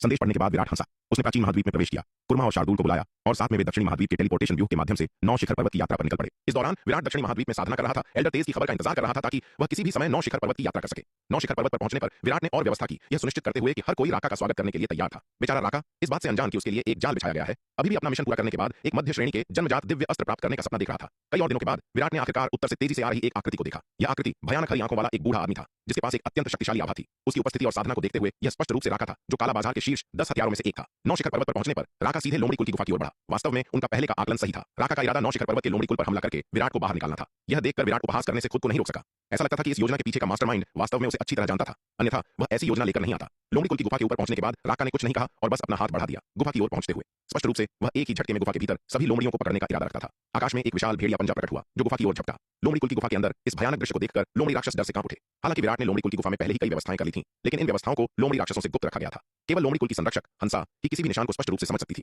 लेकिन हंसा को भी नहीं पता था कि विराट क्या कर रहा था। उनका साधना स्तर विराट और उसके समूह से बहुत कम था। वे पास में विराट और उसके समूह की गतिविधियों का कोई निशान नहीं लगा सकते थे, भले ही वे नहीं चाहते थे कि उन्हें पता चले। विराट ने गोपनीयता सुनिश्चित करने के लिए इसे उनसे गुप्त रखा। ये लोमड़ी आत्माएं अगर उन्हें पता होता तो वे बड़बड़ा सकती थीं और रहस्य लीक कर सकती थीं। अगर बात बाहर निकल जाती और राका को सचेत कर देती तो उनकी सारी मेहनत बेकार हो जाती। जैसे ही लोमड़ी राक्षस डर से पीले पड़ गए, पहाड़ों से एक विशाल पंजा निकला जो आकाश से उतरते हुए भेड़िया पंजे से टकरा गया। दोनों विशाल पंजे एक कान फोड़ देने वाली दहाड़ के साथ टकराए। राका के हमले को रोकने वाले विशाल पंजे को देखकर उसके चेहरे का भाव थोड़ा बदल गया। 9 शिखर पर्वत में ऐसा शक्तिशाली प्राणी कब से छिपा हुआ था? पंजे की शक्ति को देखते हुए हालांकि यह उसके जितना मजबूत नहीं था, लेकिन यह पहले से ही दिव्य विकास लोक के मध्य चरण में था। 9 शिखर पर्वत कोई खास जगह नहीं थी। यहाँ तक कि साधारण अर्धचरण दिव्य विकास लोक योद्धा भी शायद ऐसी जगह पर नहीं आते। दिव्य विकास लोक युद्ध शक्ति वाला यह विशेषज्ञ यहाँ छिपकर क्या कर रहा था? यह सोचते हुए राका को बेचैनी का एहसास होने लगा। जैसे ही यह विचार आया, वूश वूश वूश आकृतियां नीचे से ऊपर उड़ी, उसके चारों ओर मंडराने लगीं और उसे घेर लिया। इन आकृतियों के पास साधारण आभा थी जो केवल आरोहण लोक के शुरुआती चरण के योद्धा प्रतीत होते थे, लेकिन जब इन आकृतियों ने उसे घेर लिया तो राका के भीतर खतरे की एक अत्यंत प्रबल भावना उठी। राका ने अपने आसपास की आकृतियों पर नजर डाली। उसकी आंखें तुरंत सिकुड़ गईं। उसे यकीन था कि ये योद्धा निश्चित रूप से केवल आरोहण लोक स्तर के नहीं थे जैसा कि वे दिखाई दे रहे थे। महज आरोहण लोक की चींटियों के झुंड में उस पर हमला करने की हिम्मत कहां से आई? यदि यह वास्तव में आरोहण लोक के योद्धाओं का समूह होता तो भले ही उनकी संख्या 10 गुना अधिक होती, वे उसके लिए एक हाथ से संभालने के लिए पर्याप्त नहीं होते और वे उसके लिए इतना शक्तिशाली खतरा पैदा नहीं करते। तुम लोग कौन हो? इस बूढ़े को घेरकर तुम क्या चाहते हो? राका ने आसपास की आकृतियों पर नजर डाली और ठंडेपन से कहा, तुम राका हो? विराट ने आकाश से चलते हुए सामने वाले बूढ़े से पूछा, तुम्हें मेरा नाम कैसे पता है? विराट के शब्द सुनकर राका की आंखें सिकुड़ गईं। हे, क्या यह अजीब है कि मैं तुम्हारा नाम जानता हूं? विराट हंसा और बोला, मैं न केवल तुम्हारा नाम जानता हूं, बल्कि यह भी जानता हूं कि 9 शिखर पर्वत के लोमड़ी कुल पर तुम्हारा हमला केवल इन लोमड़ी राक्षसों को निशाना बनाने के लिए नहीं था, बल्कि किसी और उद्देश्य के लिए था। विराट के शब्द सुनकर राका की पुतलियां सिकुड़ गईं। तुम आखिर हो कौन? राका ने अपने सामने नीले रंग के कपड़े पहने युवक को घूरते हुए देखा। उसकी आवाज बर्फीली थी। यह युवक न केवल उसका नाम जानता था, बल्कि ऐसा लगता था कि वह वहां होने के उसके उद्देश्य को भी जानता है, जिससे राका की रीढ़ में सिहरन दौड़ गई। यह युवक कौन था और वह उसके बारे में इतना कुछ क्यों जानता था? हे, मैं कौन हूं? विराट हंसा। राका, क्या तुमने मुझे मारने के लिए काला बाजार में कोई मिशन नहीं लिया था? क्या तुम मुझे पहचानते भी नहीं हो? तुम किस तरह के हत्यारे हो? तुम विराट हो? यह सुनकर राका का दिल बैठ गया। उसने विराट को घूरते हुए देखा और भारी आवाज में पूछा। कोई आश्चर्य नहीं कि जब उसने पहली बार नीले रंग के कपड़े पहने युवक को देखा तो उसे परिचय का एहसास हुआ। हालांकि घबराहट के उस पल में उसने अपने सामने वाले युवक को उस व्यक्ति से नहीं जोड़ा जिसे उसे मारना था। सबसे महत्वपूर्ण बात यह थी कि उसने कभी कल्पना भी नहीं की थी कि उसका हत्या का लक्ष्य उसके सामने इतनी आसानी से प्रकट हो जाएगा। इसलिए उसने नीले रंग के कपड़े पहने युवक को विराट मानने पर विचार भी नहीं किया। आखिरकार मिशन जारी करने वाले नियोक्ता ने कहा था कि दाव संघ मुख्यालय से विराट को बाहर निकालना सबसे मुश्किल काम था। इसलिए विराट को बाहर निकालने के लिए उन्हें पहले 9 शिखर पर्वत के पूरे लोमड़ी कुल को पकड़ना होगा। उसने विराट को बाहर निकालने के लिए कई बैकअप योजनाएं तैयार की थीं, लेकिन उसे कभी उम्मीद नहीं थी कि विराट को बिल्कुल भी मजबूर करने की आवश्यकता नहीं होगी, बल्कि वह सीधे खुद को दिखाएगा। यह सही है, मैं वही विराट हूं जिसकी हत्या का काम तुम्हें सौंपा गया है, विराट ने मुस्कान के साथ कहा। विराट के शब्द सुनकर राका तुरंत उग्र हो गया। इस बच्चे को कैसे पता चला कि उसने उसे मारने का मिशन स्वीकार कर लिया है? इसके अलावा वह उसके ठिकाने और योजनाओं को इतनी स्पष्ट रूप से जानता था, यहाँ पहले से ही उसका इंतजार कर रहा था। क्या यह हो सकता है कि मिशन के पीछे के नियोक्ता ने जानकारी लीक कर दी हो?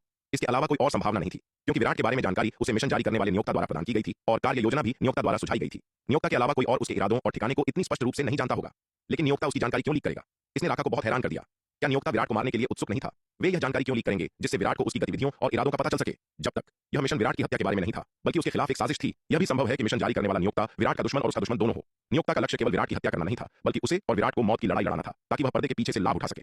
राका ने इसके बारे में जितना अधिक सोचा, यह संभावना उतनी ही अधिक लगने लगी। नियोक्ता के क्रूर इरादों के बारे में सोचते हुए राका को अपनी रीढ़ में सिहरन महसूस हुई और उसका गुस्सा और बढ़ गया। अगर उसे पता चला कि इसके पीछे कौन नियोक्ता है तो वह उनसे मौत तक लड़ेगा। उन्हें इस तरह से उसे धोखा देने की हिम्मत कैसे हुई? क्या उन्हें वास्तव में लगा कि वह राका कोई ऐसा व्यक्ति है जिसके साथ खिलवाड़ किया जा सकता है? लड़के, ये जानते हुए कि मैं तुम्हें मारने जा रहा हूं, तुम अभी भी मेरे सामने अपना चेहरा दिखाने की हिम्मत करते हो? तुम्हें कुछ तो बात है? राका ने विराट को घूरा और ठंडेपन से कहा। हालांकि वह जानता था कि वह एक जाल में फंस गया है, लेकिन राका अभी भी निडर था। आपको पता होना चाहिए, वह दिव्य विकास लोक के मध्य चरण में एक शक्तिशाली विशेषज्ञ था और काला बाजार के शीर्ष 10 हथियारों में से एक था। यहाँ तक कि पूरे शक्ति सिंधु महाद्वीप में वह एक प्रसिद्ध विशेषज्ञ था। बहुत कम लोगों को छोड़कर बहुत कम लोग थे जो उसके जीवन को खतरे में डाल सकते थे। महान क्षेत्र के मध्य चरण की यह मात्र चींटी उसे धमकी देने की हिम्मत करती है। वह सपना देख रहा था। यहाँ तक कि उसके आसपास मौजूद दर्जनों अज्ञात योद्धाओं के साथ भी राका को अभी भी विश्वास नहीं था कि दूसरा पक्ष उसका कुछ बिगाड़ सकता है। चूंकि सीनियर राका मेरी हत्या करना चाहते हैं, इसलिए मुझे स्वाभाविक रूप से उन्हें एक मौका देना चाहिए। आखिर वह दूर से आए हैं और मैं उनकी यात्रा बेकार नहीं जाने दे सकता। विराट ने मुस्कान के साथ कहा। हे, तुम अज्ञानी चींटी, मुझे इस तरह उकसाने की हिम्मत कर रहे हो। मुझे आश्चर्य है कि तुम्हें तुम्हारा आत्मविश्वास किसने दिया? राका ने यह देखकर ठंडेपन से कहा कि विराट उससे बिल्कुल नहीं डरता था और उसे खुलेआम उकसाने की हिम्मत कर रहा था।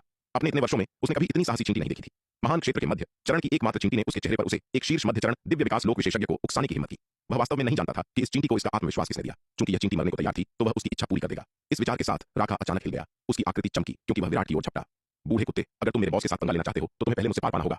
विशाल कछुआ कुर्मा तुरंत आगे बढ़ा, विराट का रास्ता रोका और अपने पंजे से राका को थप्पड़ मारा। हम खुद को बहुत ज्यादा समझ रहे हो। राका ने यह देखकर ठंडेपन से सूंघा और अपनी हथेली विशाल कछुए पर दे मारी। इस पल उसने स्पष्ट रूप से देखा था कि यह विशाल कछुआ केवल अर्धचरण दिव्य विकास लोक में था। एकमात्र अर्धचरण दिव्य विकास लोक कछुआ उसका रास्ता रोकने की हिम्मत करता है। यह तो बस मौत को दावत देना था। बूम! राका और विशाल कछुआ आपस में टकराए, जिससे तुरंत एक कान फोड़ देने वाली दहाड़ निकली। राका के हमले से चोट खाकर विशाल कछुआ अपने विशाल शरीर के साथ पीछे की ओर उड़ गया, लेकिन राका को भी विशाल कछुए ने कई कदम पीछे धकेल दिया। विशाल कछुए के हमले की शक्ति को महसूस करते हुए राका की आंखों में एक अजीब सी रोशनी चमक गई और वह गुप्त रूप से आश्चर्यचकित था। यह विशाल कछुआ अविश्वसनीय रूप से मजबूत है। उसे वास्तव में उम्मीद नहीं थी कि एकमात्र अर्धचरण दिव्य विकास लोक कछुए में इतनी भयानक ताकत होगी। बूढ़े कुत्ते, इस बाघ का पंजा ले। जैसे ही राका आश्चर्यचकित हुआ, एक सफेद बाघ झपटा, उसका पंजा उसे थप्पड़ मारने के लिए आगे बढ़ा। मौत को दावत दे रहा है। शार्दुल को उस पर हमला करते देख राका के चेहरे का भाव ठंडा हो गया। एकमात्र आरोहण लोक के शिखर का बाघ उस पर हमला करने की हिम्मत करता है। क्या उसने वास्तव में सोचा था कि वह किसी प्रकार का बिल्ली या कुत्ता है, कोई कचरा जिसे रौंदा जा सकता है? गुस्से में राका ने अपनी पूरी ताकत लगा दी। एक हथेली के प्रहार से शार्दुल पर हमला किया। बूम!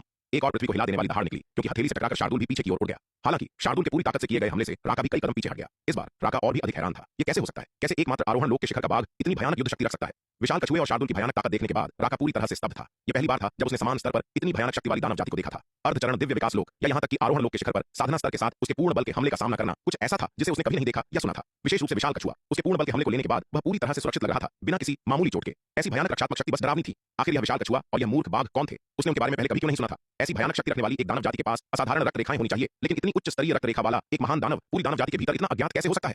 राका का दिल संदेह और अविश्वास से भर गया। हमला करो! यह देखकर कि विशाल कछुआ और शार्दुल पहले ही अपनी चाल चल चुके हैं, विराट चिल्लाया। विराट के आदेश पर राका को घेरने वाले 16 योद्धा तुरंत हिल गए। राका पर लगभग एक साथ भयानक हमलों की बौछार हुई। जिस क्षण इन 16 योद्धाओं ने हमला किया, राका भयभीत हो गया। उसने पाया कि सभी 16 दिव्य विकास लोक विशेषज्ञ थे और प्रत्येक के पास एक मध्य श्रेणी का जन्मजात दिव्य अस्त्र था। उस क्षण राका का दिल डर से कांप उठा। उसने लगभग अपनी आत्मा खो दी थी। अपनी भयानक ताकत के बावजूद मध्य श्रेणी के जन्मजात दिव्य अस्त्र चलाने वाले 16 दिव्य विकास लोक विशेषज्ञों के संयुक्त हमले का सामना करने से वह खौफ से भर गया।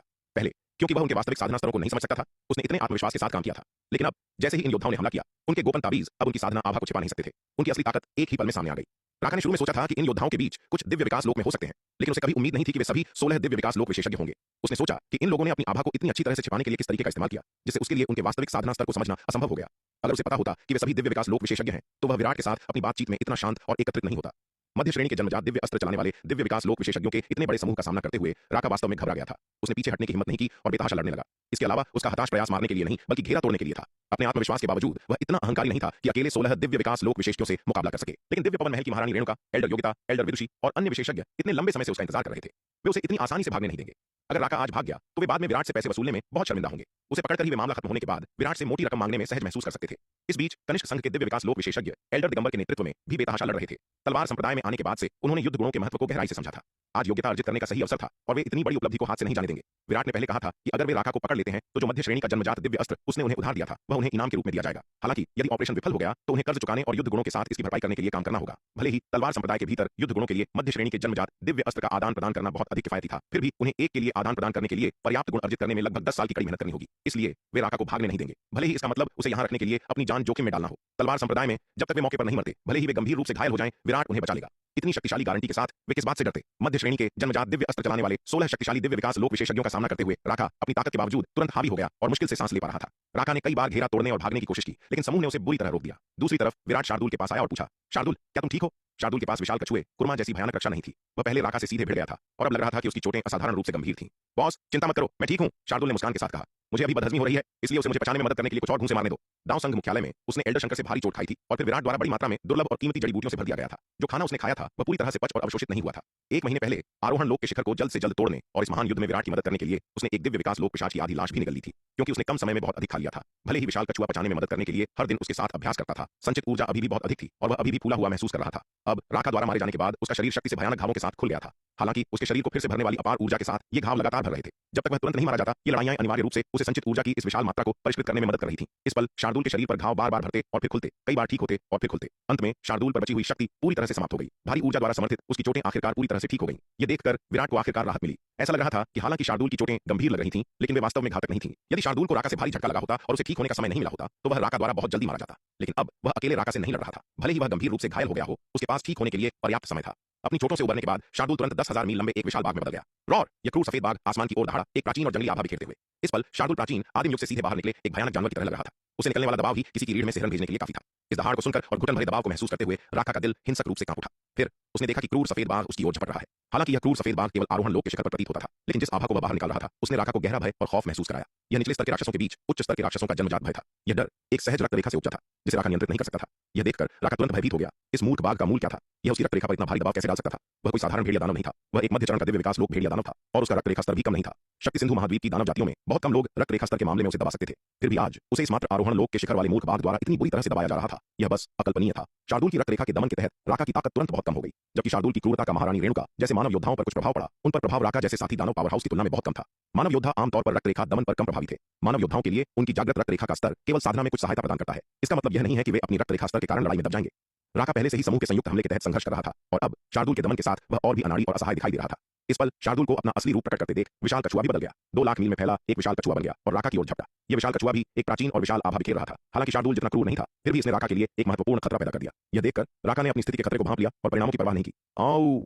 इस पल राका ने एक कान फोड़ देने वाली चीख निकाली और साथ ही उसके शरीर से एक अतुलनीय शक्तिशाली आभा निकली। अपनी जान बचाने के लिए राका ने तुरंत एक गुप्त तकनीक का इस्तेमाल किया, जिसने उसकी जीवन क्षमता को जला दिया, जिससे उसकी ताकत तुरंत दोगुनी हो गई। इसके तुरंत बाद उसने दिव्य विकास लोक के सबसे कमजोर दिव्य पवन महल के कल्टीवेटर को मुक्का मारा, फिर गैप के माध्यम से बाहर निकल गया और जान बचाने के लिए भागा। अगर वह नहीं भागा तो उसे डर था कि वह वास्तव में यहीं मर जाएगा। दुर्भाग्य से जबकि राका की योजना आकर्षक थी, वास्तविकता क्रूर थी। जैसे ही उसने घेरा तोड़ा, अनगिनत अविश्वसनीय रूप से तेज तलवार की ऊर्जा अचानक आकाश से उतरी, जिसने उसे तुरंत घेर लिया।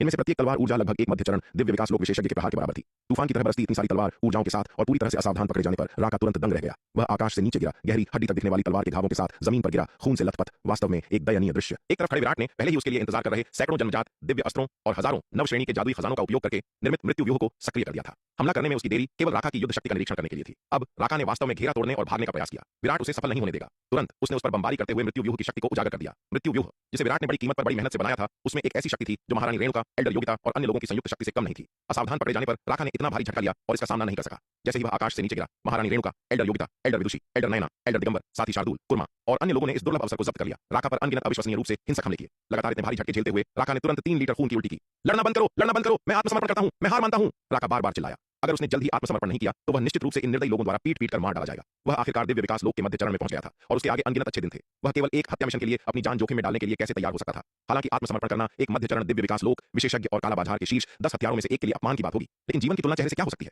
अगर उसने अपनी जान गंवा दी तो सब कुछ खो गया, फिर चेहरे का क्या उपयोग? आत्मसमर्पण? राका के शब्द सुनकर विराट चौंक गया, फिर उसके चेहरे पर मुस्कान आ गई।